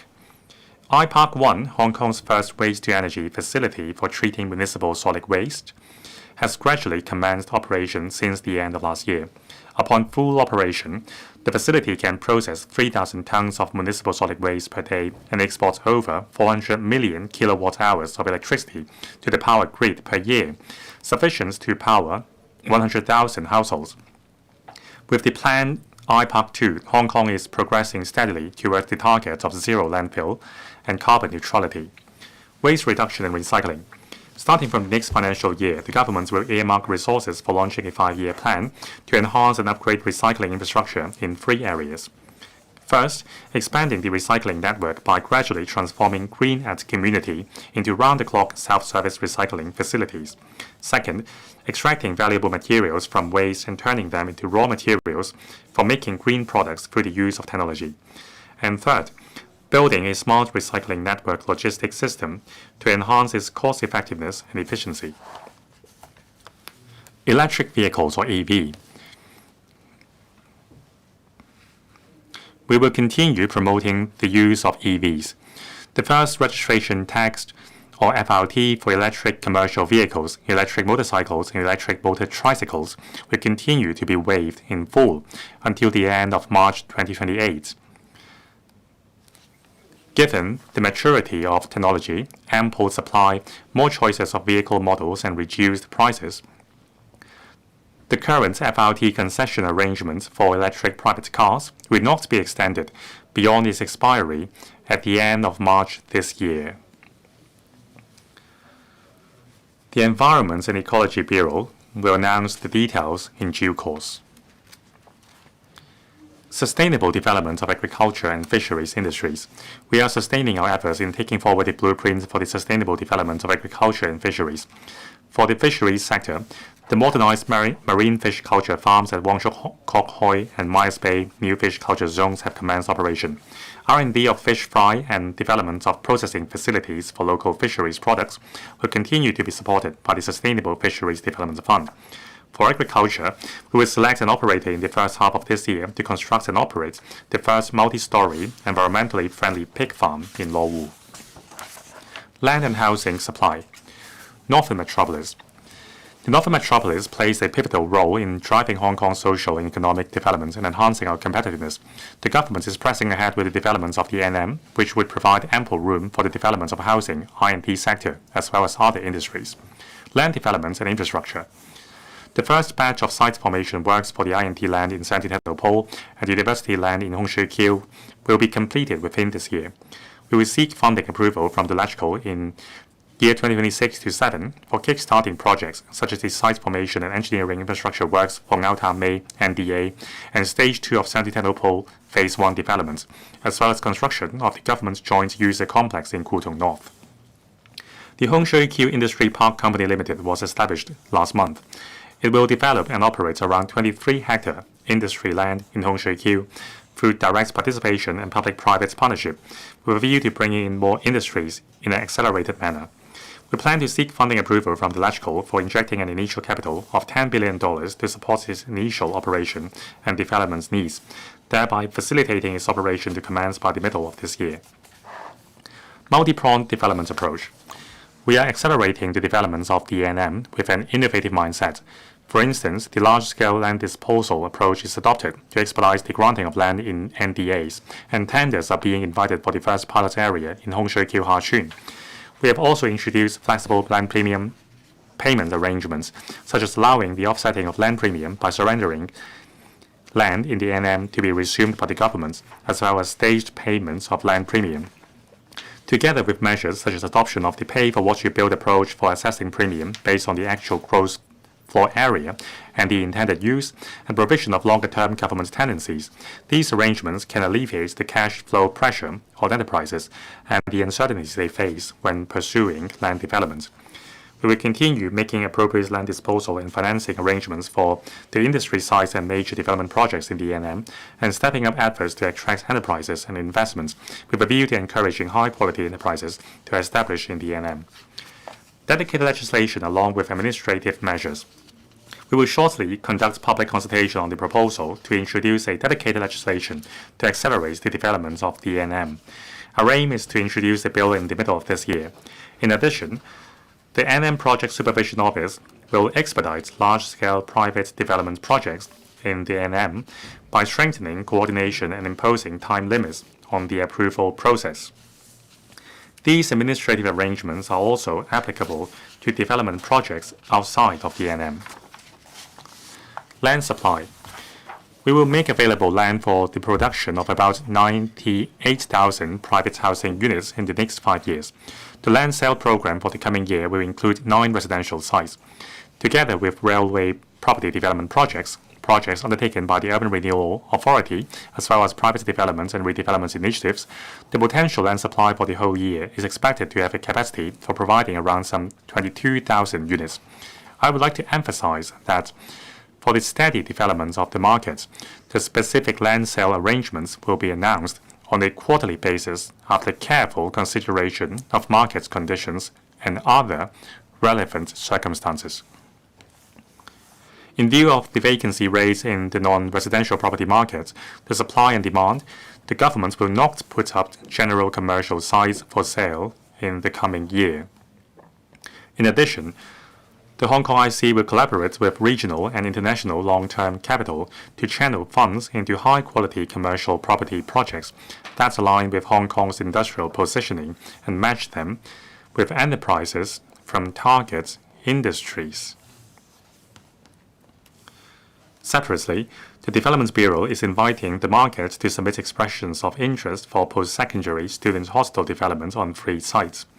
Subject to market response, the relevant sites may be put up for tender. Housing supply. Taking into account light public housing, the total public housing production in Hong Kong will be around 196,000 units in the coming 5 years, an increase of more than 80% compared to the 5-year period since the current term government took office.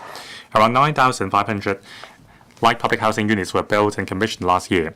We are steadily moving towards the target of completing around 30,000 LPH units by 2027 to 8. The basic housing unit regulatory regime will come into effect in March with a 48-month transitional arrangement. On private housing supply, we estimate that the completion of private residential units will average at around 17,000 units annually over a 5-year period from this year, representing a decrease of about 8% over the annual average of the past 5 years. The potential supply of first-hand private residential units for the next 3 to 4 years will be around 104,000 units. Infrastructure development, transport infrastructure. The government has recently announced a transport strategy blueprint outlining strategies and specific recommendations for the sustainable development of the transport system in Hong Kong. Guided by a public transport-oriented principle, the blueprint aims to enhance cross-boundary transport infrastructure, facilitate the movement of people and goods within the GBA, and drive smart transformation to provide greater convenience for the public and tourists. We are pressing ahead with a series of railway, major road, and smart and green mass transit system projects to form an 8 vertical and 8 horizontal layout. Among them, the central Kowloon bypass Yau Ma Tei section is now open to traffic, while the remaining Kowloon Bay section is expected to be completed by the end of this year. By then, it will only take about 12 minutes to travel between Yau Ma Tei and Tseung Kwan O. As for railways, projects including Kwu Tung Station, Tung Chung Line Extension, Hong Shui Kyu Station, Tuen Mun South Extension, and Oyster Bay Station, and so on, will be completed progressively from next year onwards. We are taking forward the Northern Link, Main Line, and Spur Line at full steam for commissioning simultaneously by 2034 or earlier. We are also actively taking forward the Hong Kong-Shenzhen Western Rail Link Hong Shui Kyu Tianhai project, with a target of inviting tender for its detailed design and construction next year and commissioning in 2035. Besides, tender for the Smart and Green Mass Transit System project in Hong Shui Kyu Ha-Chun NDA is expected to be invited this year. We are also pressing ahead with the investigation study for the NM Highway with priority given to the 17th section. The target is to invite tenders for the main construction works next year, aiming for commissioning by 2036 or earlier. Professional development of construction industry, application of robots. We have required public works projects to adopt construction robots in suitable processes. To this end, the Construction Industry Council will also provide relevant training to promote the effective use of robots in the industry. Promoting application of INT. The Construction Innovation and Technology Fund serves to promote the industry-wide application of INT, thereby enhancing productivity and site safety as well as reducing construction costs. We will inject $1 billion into the fund to continue supporting industry development. New engineering contract form and smart site and safety system. We are actively exploring with the Tianhai Authority for the pilot implementation of Hong Kong's new engineering contract form and smart site safety system in Tianhai to facilitate the alignment of the mainland's engineering contract and management system with Hong Kong and international standards. Aligning construction standards. We will make reference to Guobiao and overseas standards to further enhance local construction standards and specifications. Besides, we will leverage Hong Kong's unique strength as a global city and experience to co-establish the GBA construction standards and help Guobiao gain access to the global market. Building Technology Research Institute. To promote applied R&D and strengthen control over construction costs, we have earmarked $100 million for commissioning the Building Technology Research Institute to conduct various studies. These include reviewing construction standards and exploring AI applications, reducing construction costs. Through enhancing the project procurement model and streamlining the approval process, the Development Bureau is implementing various measures to reduce construction costs and enhance effectiveness. For example, cost savings of about 10% to 20% can be achieved through direct procurement of modular integrated construction, that is MIC, modules in light public housing projects, as well as electrical and mechanical equipment for a sewer treatment plant project. Using a self-developed building information modeling, that is BEAM-enabled systematic approach to foundation design, the Housing Department achieves construction cost saving of about $1 million per building on average. In addition, the second-generation MIC approach, together with locally developed innovative coupling technology, are being adopted to expedite public housing projects and enhance cost-effectiveness. A caring and inclusive community, supporting work in the aftermath of Taipo fire. The government has provided comprehensive support for those affected by the Taipo fire. We have just announced the long-term housing arrangements and earmarked $4 billion accordingly. To reduce the risks of bid rigging in building repair works, the URA will launch an enhanced version of Smart Tender in the second half of this year. In addition to providing a more rigorous pre-qualified list, the URA will render professional advice and support for owners in engaging consultants and contractors. Besides, the URA will provide subsidies to encourage owners to utilize the paid services of Smart Tender. For these two measures, we propose allocating a total of $300 million to the URA. The Development Bureau is conducting a comprehensive review of the Operation Building Bright 2.0 to draw up a new subsidy scheme. We will earmark $3 billion accordingly. Moreover, we will allocate $1 billion to extend the lift modernization subsidy scheme to provide subsidies to property owners. Caring for the elderly.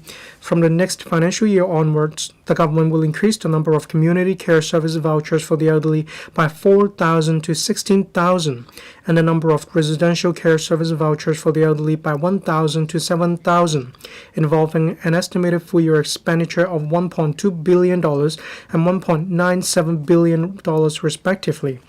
The government will also promote the further development of the elderly care services market while promoting the parallel development of publicly funded and market-based services, thereby enhancing the overall service capacity.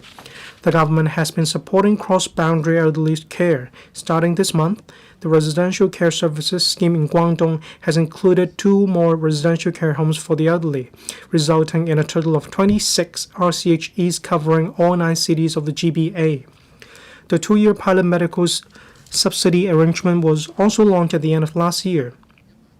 The subsidy is subject to an annual ceiling of RMB 10,000 yuan per person and outpatient expenses and RMB 30,000 yuan per person for inpatient expenses. In addition, the government will implement new arrangements for portable cash assistance in the middle of this year, under which elderly participants of the Guangdong Scheme, Fujian Scheme, and Portable Comprehensive Social Security Assistance Scheme may opt to receive government assistance directly through their accounts with designated mainland banks. Last year, the Working Group on Promoting Silver Economy announced 30 measures, most of which have achieved positive outcomes. The government will continue working closely with the industry to promote the silver economy. Support for youth. will provide young people with more exchange and internship opportunities in the mainland and overseas, including introducing a new media thematic internship program in the mainland and allocating an additional $60 million for implementing the HYAB funding scheme for international youth exchange continuously. We will provide around 3,600 short-term internship placements in government departments and public bodies for post-secondary students, enabling young people aspiring for a public service career to gain experience. Women's development. To promote all-round women's development, the annual funding for the Women Empowerment Fund will be increased to $30 million starting from the next financial year. Support for working families. To strengthen the support for working families, the total number of service places of aided standalone childcare centers has exceeded 1,530, with an increase of about 12% over last year. Support for persons with disabilities. The government will enhance rehabilitation services by providing about 450 additional places for day, residential, and preschool services in the next financial year, involving an additional annual expenditure of about $107 million. For school children receiving on-site preschool rehabilitation services, the government will provide bridging and support services during their first term in primary school. This measure will involve an additional annual expenditure of about $260 million. Promoting employment. The Re-employment Allowance pilot scheme has been well received. Since its launch 1.5 years ago, over 37,000 placements have been made. The provision for the scheme will be increased to $222 million in the coming financial year. The employment program for the elderly and the middle-aged aims to encourage employers to hire persons aged 40 or above and provide them with on-the-job training. Employers will, for employing each eligible person, receive a maximum on-the-job training allowance of $5,000 per month for 3 months to 12 months. The program subsidized nearly 4,500 placements last year. Besides, the ERB has launched 2 new courses dedicated for persons aged 50 or above. And enhancing healthcare services. Advancing primary healthcare development. The government will deepen development of primary healthcare in the community by launching the Primary Healthcare Co-care Network, which will extend screening to include hepatitis B and other diseases, strengthen cross-disciplinary collaboration, and improve support services such as medical laboratory testing and diagnostic radiology. The target participation for the first 5 years is around 700,000 persons. The government will also implement the community drug formulary and launch the community pharmacy program in the second half of this year, bringing more convenience to the public. The elderly healthcare voucher pilot reward scheme will be extended by 2 years until end 2028. Elderly persons who have accumulated voucher spending of $1,000 or above within the same year on specific primary healthcare services such as examination and chronic disease management will have a 500 voucher reward. The measure will involve an additional expenditure of about $1 billion. Delivering public health care services. The 16 projects under the first hospital development plan will be completed progressively. Taking into account the latest demographic structure and distribution, we are reviewing the scale and priority of projects under the second hospital development plan. We will announce in due course the relevant details and take forward the projects in an orderly manner. Enhancing private healthcare services. To enhance the price transparency of private healthcare services, such the members of the public can gain a more comprehensive understanding of price information before making medical decisions, the government will introduce the relevant regulation to the legislature this year. Public finance. During the pandemic, several rounds of large-scale counter-cyclical measures were launched to support enterprises and safeguard jobs.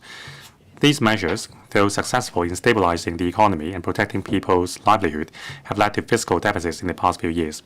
The budget last year introduced a reinforced fiscal consolidation program, aiming at achieving fiscal balance through strictly containing the growth of government's expenditure, suitably increasing revenue and consolidating the government's financial resources.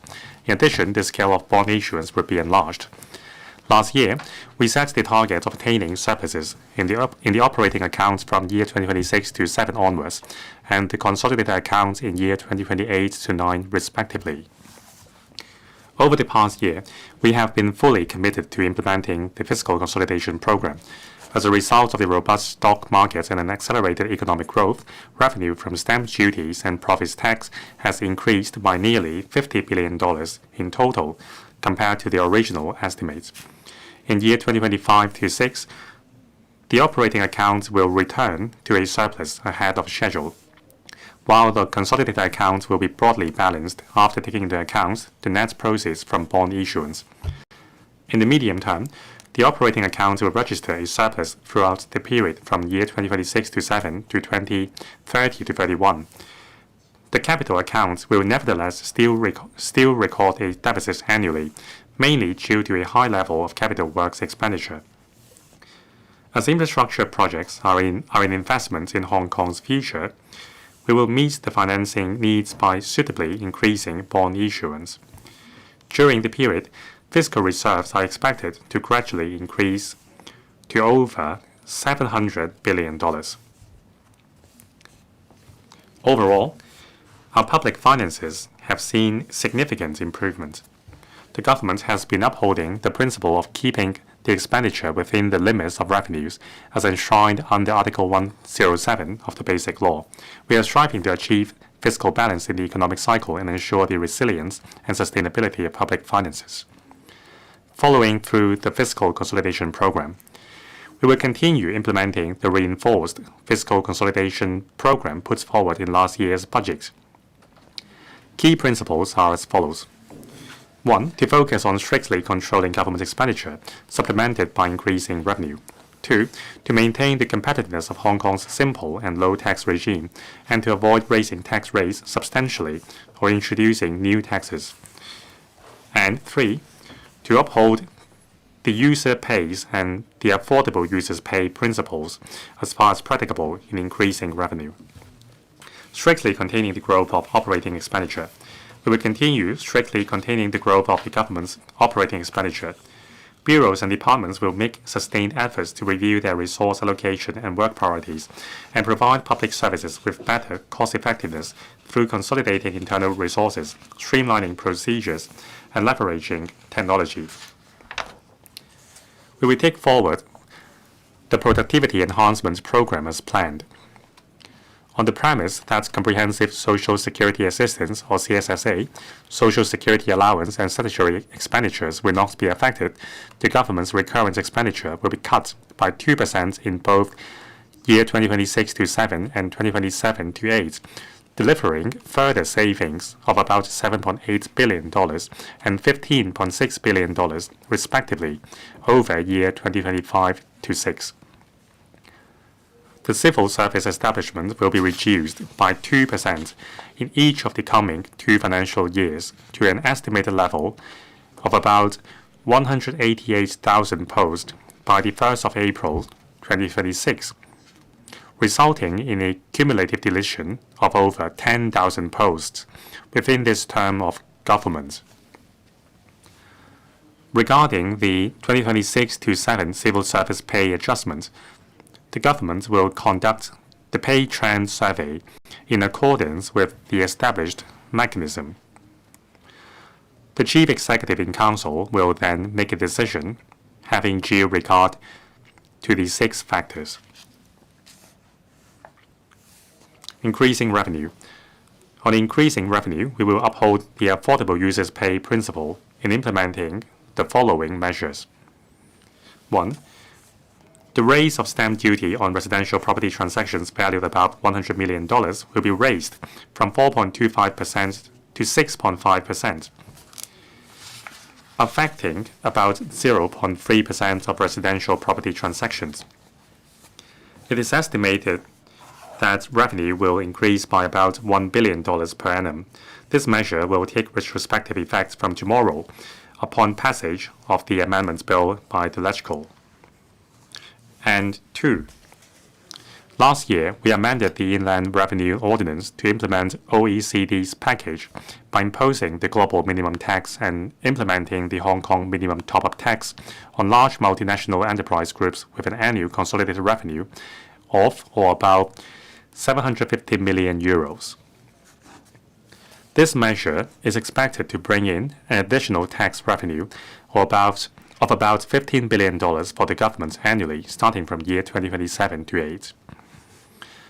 Consolidating and optimizing the use of government financial resources. Consolidating funds established outside the government's accounts. As announced in last year's budget, we have brought back $61.5 billion from 6 seed capital funds with a relatively large unspent balance to the government's accounts for optimizing the use of government financial resources.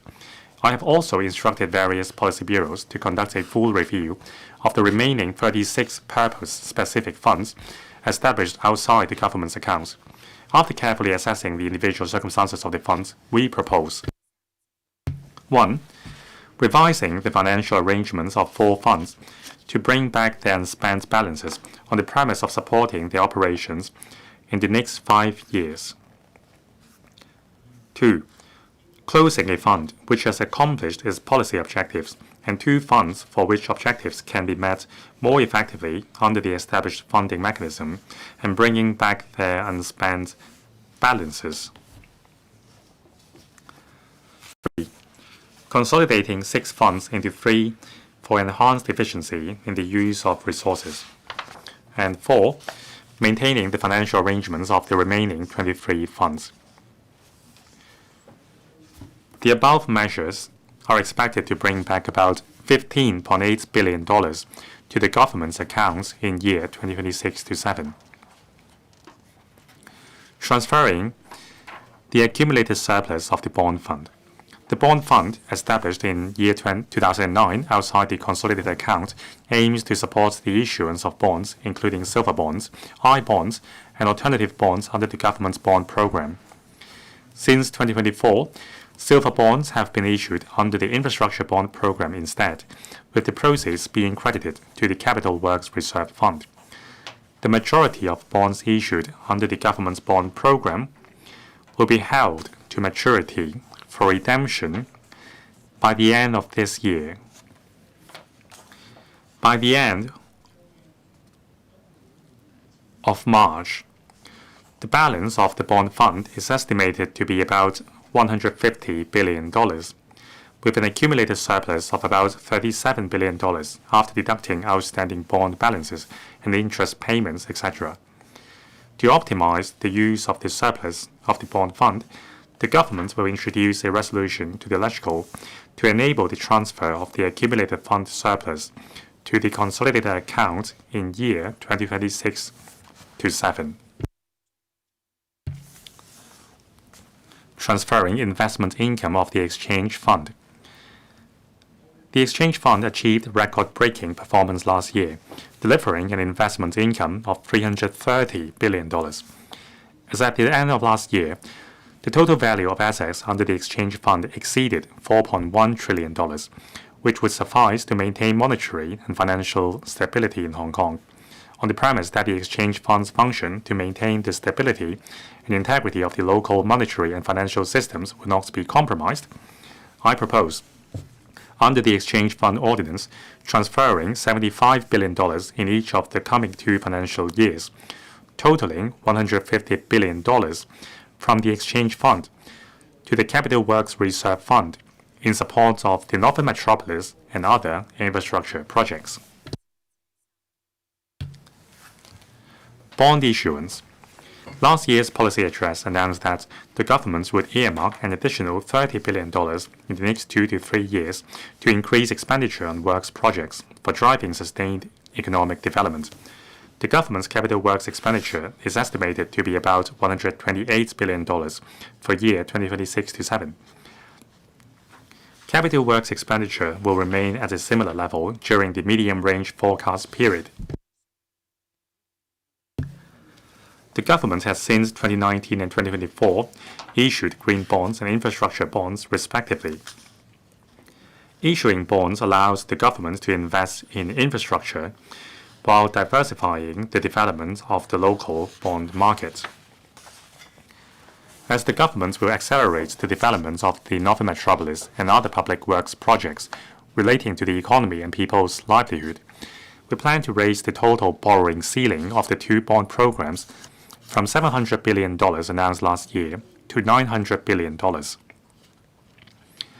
About $160 billion to $220 billion worth of bonds will be issued in each of the next 5 years, about half of which will be used for refinancing the short-term debts incurred in recent years. In future, we will issue more longer-term bonds to align more closely the cash flow duration with project requirements. During the medium-range forecast period, the ratio of government's debt to GDP will rise from 14.4% to 19.9%, which is a highly prudent level and well below that of most advanced economies. I would like to reiterate that proceeds from bond issuance will be used to invest in infrastructure only, but not for government's recurrent expenditure. Revised estimate for 2025-26. The 2025-26 revised estimate of total government revenue is about $688.8 billion, higher than the original estimate by 4.5%, due to a buoyant equity market and an accelerated economic growth. The revenue estimate from stamp duties is revised to $99.5 billion, an increase of about $31.9 billion from the original estimate. Revenue from profits tax has gone up by about $16.8 billion, while that from salaries tax remains stable, with the revised estimates at $290 billion and $97 billion respectively, demonstrating the strong resilience of our economy. However, as the residential property market has just stabilized while the commercial property market remains relatively sluggish, government revenue from land premiums stays low, with the revised estimate at $17.5 billion, lower than the original estimate by $3.5 billion. The revised estimate of total government expenditure for 2025-26 is $789.2 billion, lower than the original estimate by $33.1 billion. Of this, recurrent expenditure is $572.4 billion, lower than the original estimate by $15.7 billion. The operating account for 2025-26, which was originally estimated to record a deficit of about $3 billion, will register a surplus of $51.3 billion. The capital account will record a deficit due to low revenue from land premium, coupled with high capital works expenditure to cater for the accelerated development of the NM and other public works projects relating to the economy and people's lives. Taking into account the issuance of government bonds of $155 billion and repayments of $51.7 billion, the consolidated account is expected to register a surplus of $2.9 billion instead of a deficit of about $67 billion as originally estimated. Fiscal reserves are expected to be $657.2 billion by the 31st of March 2026.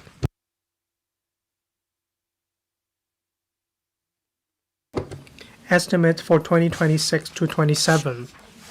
The major policy initiatives announced in last year's policy address involve $7.4 billion in operating expenditure, $32 billion in capital expenditure, and $20 billion in financial commitments. Besides, there will be about $1.3 billion in revenue foregone. The financial implications of such initiatives have been reflected in the estimates for 2026-27. Total government expenditure for 2026-27 will increase by about 6.9% to $843.4 billion, with its ratio to nominal GDP projected to be 24.2%. Recurrent expenditure for 2026-27 will increase by 4.8% to $599.7 billion. Of this, substantial resources will continue to be allocated to livelihood-related policy areas, including healthcare, social welfare, and education, involving a total of $357.1 billion and representing about 60% of recurrent expenditure. Non-recurrent expenditure will increase by 36.9% to $40.5 billion.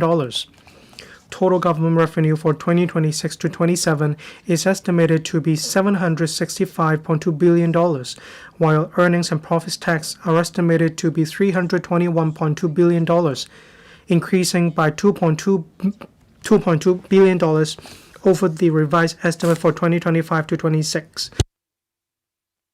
On the basis of the land sale program and the land supply target for 2026 to 27, revenue from land premium is estimated to be $18 billion, increasing by $0.5 billion over the revised estimate for 2025 to 26. Revenue from stamp duties is estimated to be about $101 billion, increasing by 1.5% over the revised estimate for 2025 to 26. Besides, we will bring back about $15.8 billion from funds established outside the government's accounts and transfer $37 billion and $75 billion respectively from the surplus of the bond fund and the investment income of the exchange fund to the government's accounts. The operating account for 2026 to 27 is estimated to register a surplus of about $11.9 billion, while the capital account is estimated to record a deficit of about $90.1 billion. Taking into account the bond issuance of about $160 billion and repayments of about $59.7 billion in 2026 to 27, a consolidated surplus of $22.1 billion is expected for the year, and the fiscal reserves will rise to $679.3 billion. Supporting people and enterprises. To relieve the economic pressure faced by the people and enterprises, we will, having regard to the government's fiscal position this year, introduce the following measures. 1. Providing rates concession for domestic properties for the first 2 quarters of 2026 to 27, subject to a ceiling of $500 for each rateable property.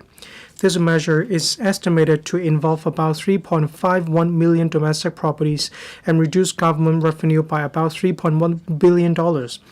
2. Providing rates concession for non-domestic properties for the first 2 quarters of 2026-27, subject to a ceiling of $500 for each rateable property.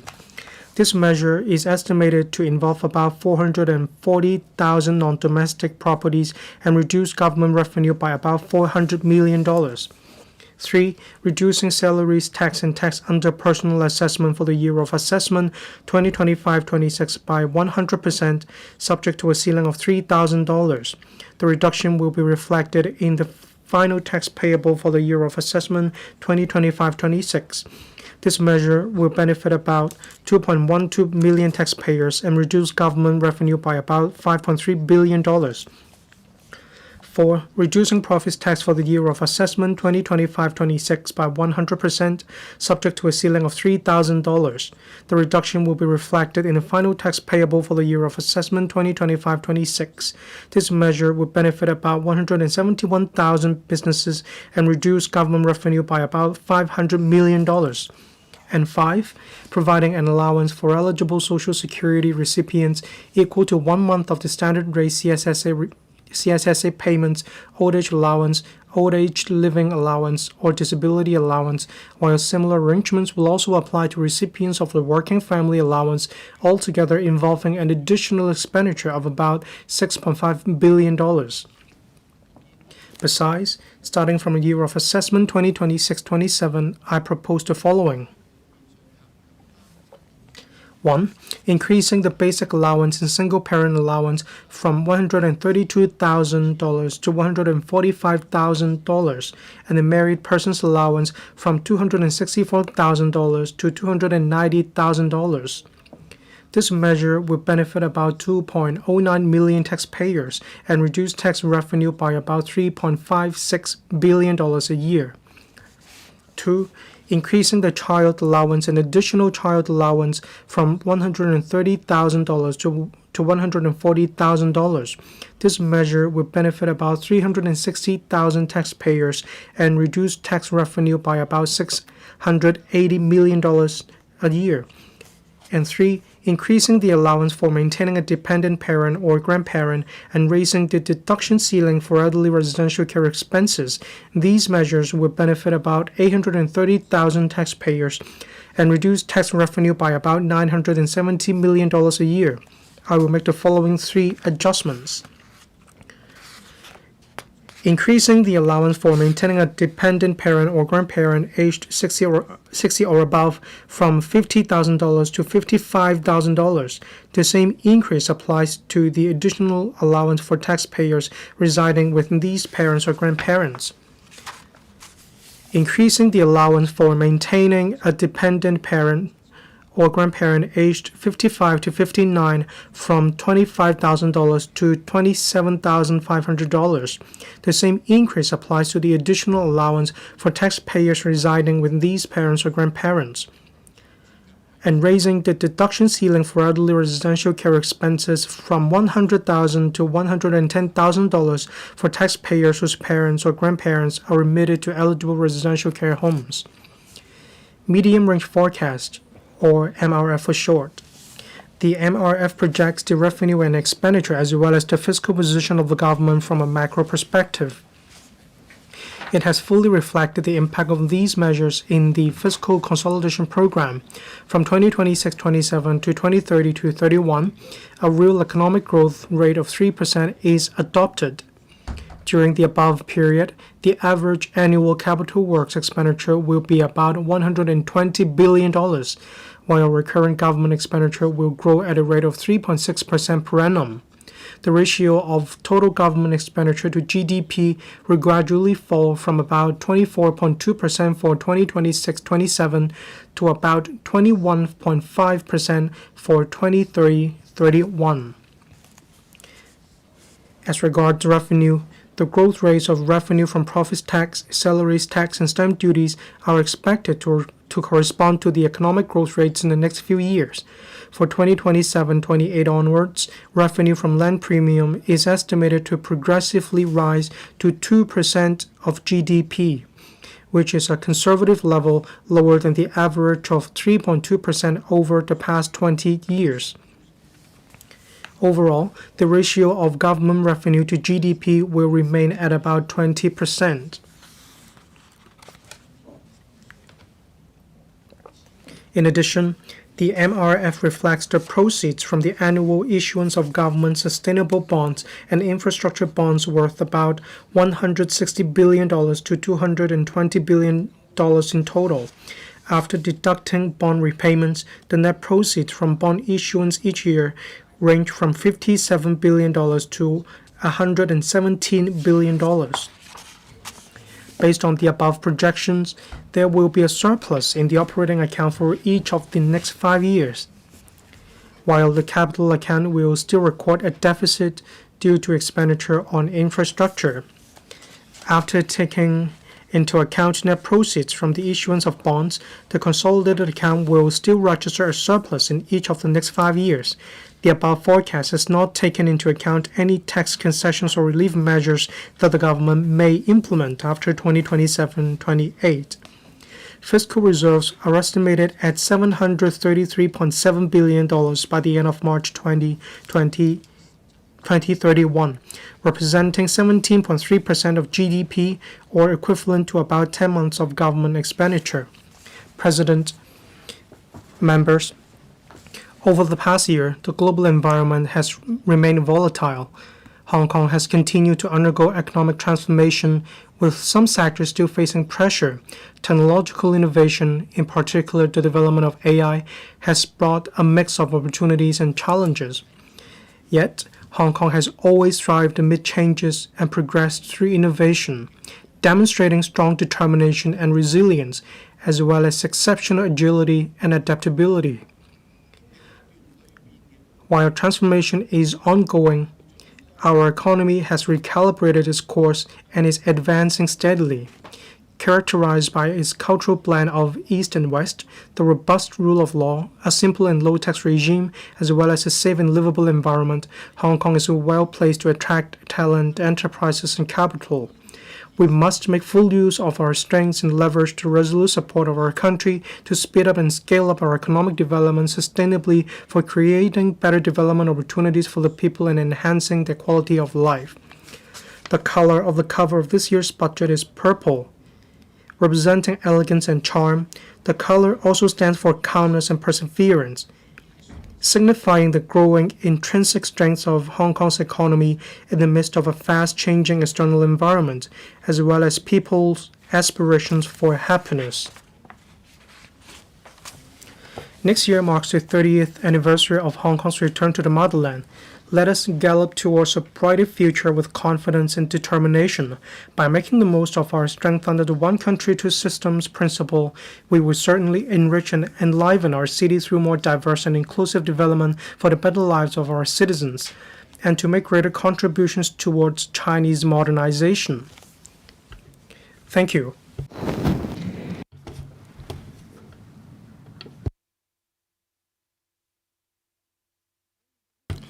I now propose the question to you that the aforesaid bill be read the second time. In accordance with the rules of procedure, the second reading debate is adjourned, and the estimates are referred to the Finance Committee for examination before the debate on the bill resumes. Proposed resolutions to extend the period for amending subsidiary legislation. Proposed resolution under the Interpretation and General Clauses Ordinance to extend the period for amending 5 pieces of subsidiary legislation relating to the implementation of the EMPF platform, which were laid on the table of this Council on the 28th of January 2026. I now call upon Mr. Bill Tang to move the motion. President, I move that the motion as printed on the agenda be passed. I propose the question to you that Mr. Bill Tang's motion be passed. I now put the question to you as stated. Voting begins. Members will please press the present button. Will those in favor please raise their hands? Those against, please raise their hands. I think the question is agreed by the majority of each of the 2 groups of members present, that is, members returned by the Election Committee and those returned by functional constituencies and by geographical constituencies. I declare the motion passed. I now adjourn the Council until 11 a.m. on Wednesday, the 18th of March 2026.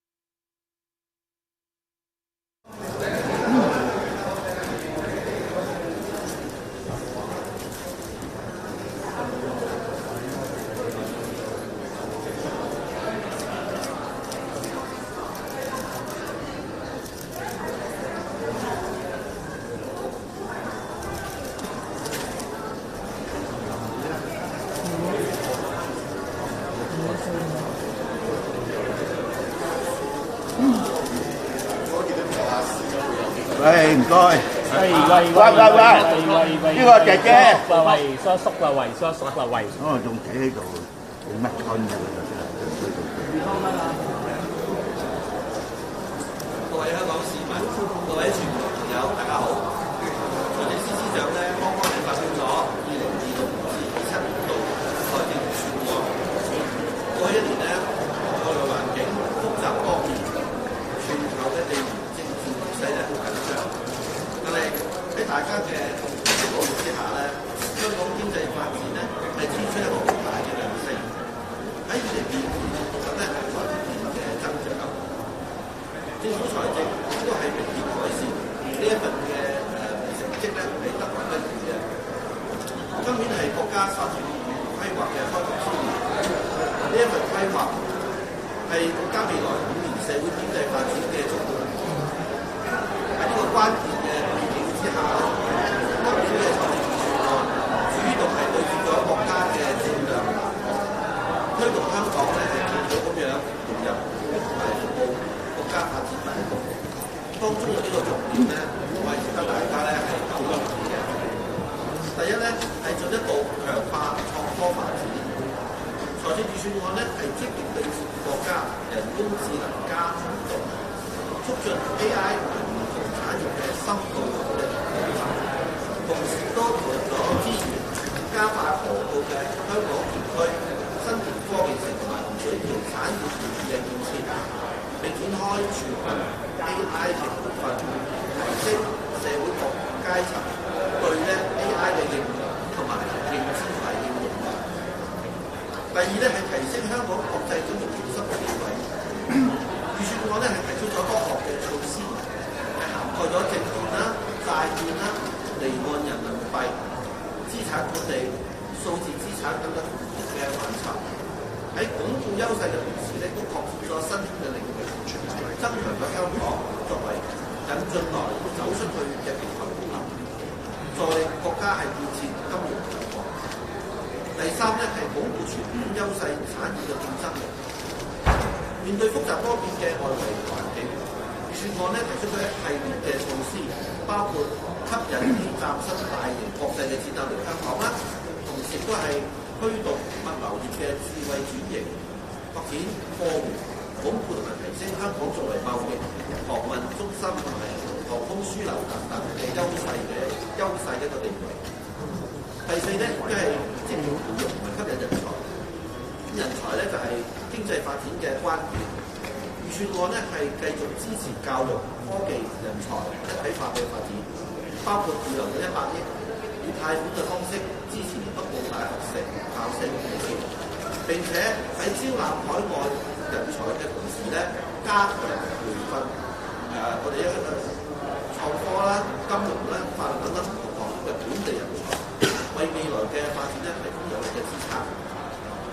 預算案亦都係兼顧民生，喺充分顧及政府財政狀況嘅情況之下咧，係適度咁樣加強對市民同埋本地企業嘅支援，回應社會唔同階層嘅需要，並且係撥出資源跟進房屋苑火災嘅後續長遠居住同跟進工作，包括向市政府嘅係撥款3億元，協助係推出加強版嘅招標妥服務，達至係長遠解決樓宇維修工程圍標問題嘅一個目的嘅。總括而言咧，我認為呢一份係一個全面、務實、有前瞻性嘅預算案。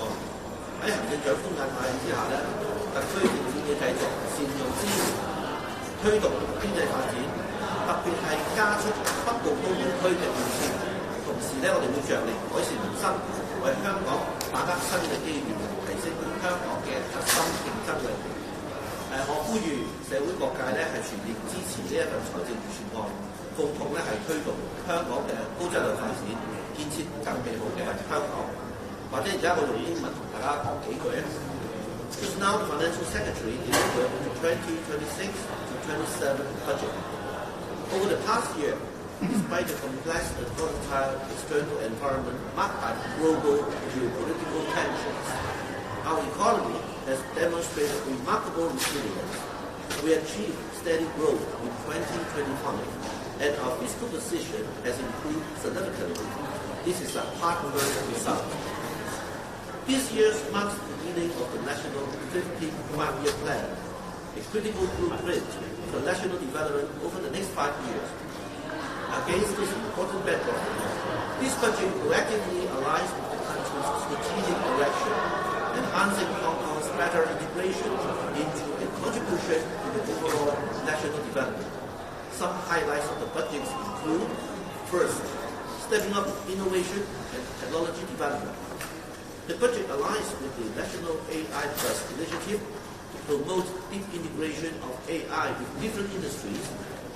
Resources are injected to speed up the development of the Hotel Cooperation Zone Hong Kong Park, Santin Technopark, and the Home Trade Kill Industry Park.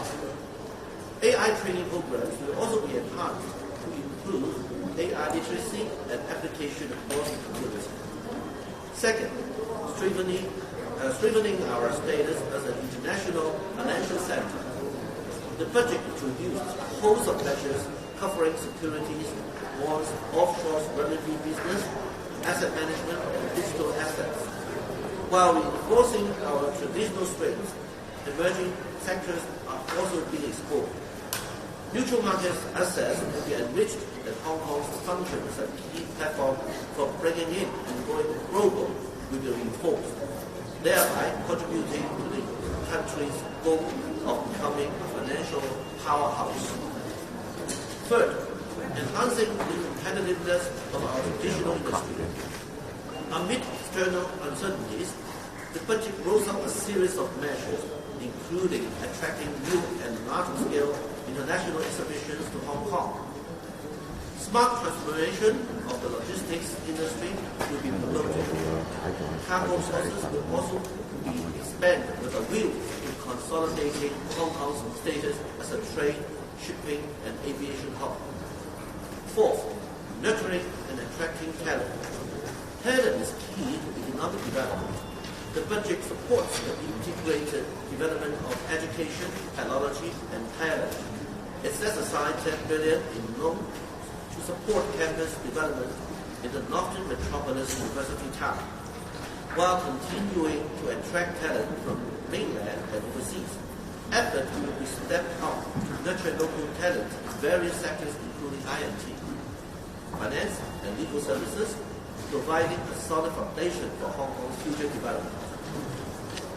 The budget also takes care of people's livelihoods while maintaining fiscal prudence. It introduced targeted measures to support members of the public and local enterprises. The resources have also been set aside to follow up on long-term housing arrangements for those affected by the Tai Po fire and to inject 300 million to the Urban Renewal Authority for the launch of an enhanced version of a smart tender service with the aim to addressing the issue of speed breaking in building repair works. In summary, I think this is a comprehensive, pragmatic, and forward-looking budget. Under the leadership of the Chief Executive, the government will continue to deploy resources effectively to promote economic development, particularly the accelerated development of the Northern Metropolis and improve people's livelihoods. Together, we will seize new opportunities and shape Hong Kong's core competitiveness. I call on all sectors of the community to give their full support to the budget. Let's work together to promote Hong Kong's high-quality development and build an even better Hong Kong. Thank you very much.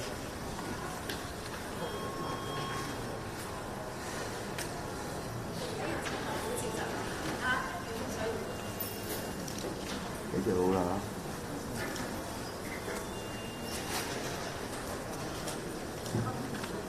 各位傳媒友，財政司啱啱宣布咗2016到27年嘅我哋全體嘅主題就係創科推動金融富裕多元發展關愛惠民。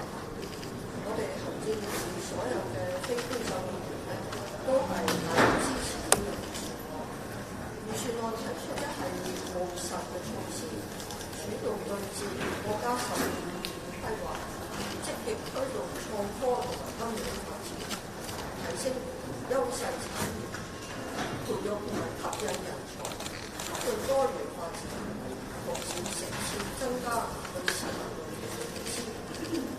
我哋歡迎預算案提出推動 AI 嘅 Plus 嘅發展，帶動產業轉型同埋發展，鼓勵 AI 廣泛應用，加強政府數字化轉型，支持生命健康科技、新興產業同埋新型工業發展，預留2.2億元為香港境內國家製造業創新中心，加速發展河套香港我將卡帶過去㗎喎。科技城，進一步建設香港成為國際創科中心。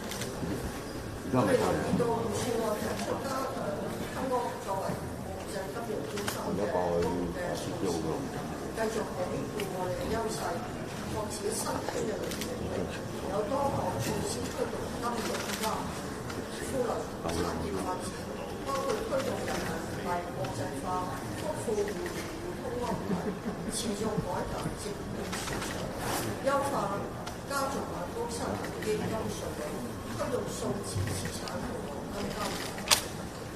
預算案推動基建發展，繼續全幅推動北都發展之外，同時增加資源促進多元發展，包括加強招商引資，制定促進產業投資嘅優惠政策包，推動展覽預留1億元吸引嶄新嘅大型國際展覽，加強航空航運物流發展，開辦知識產權行業，推動知識產權貿易，促進集體類發展，向旅發局撥16億元，另撥2億元推出北都城鄉旅遊基金，推展城鄉旅遊，持續培育人才和發展教育，支持北都大學城校舍建設同埋新醫學院嘅發展。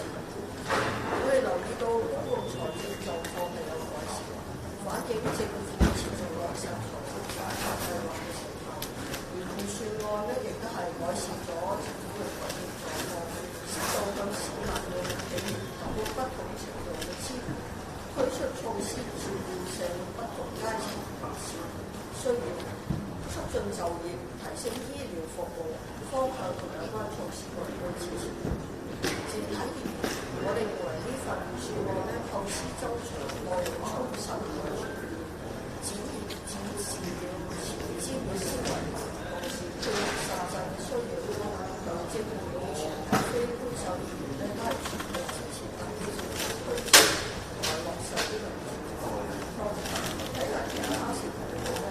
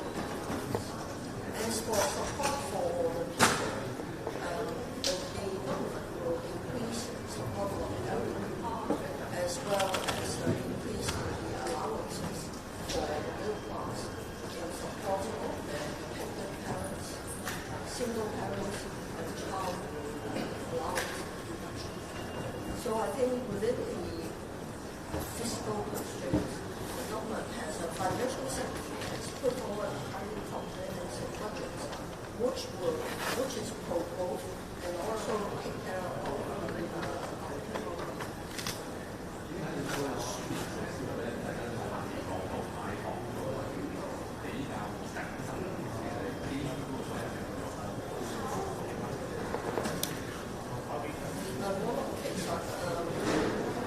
最佳嘅策略就係希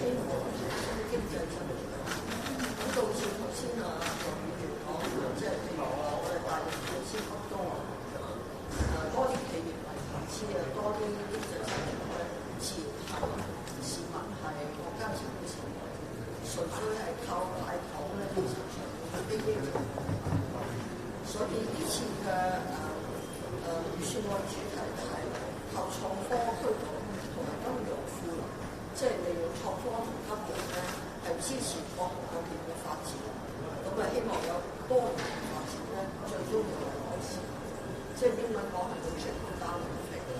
我諗呢啲長遠嚟講咧係少話會影響幾多行。多謝。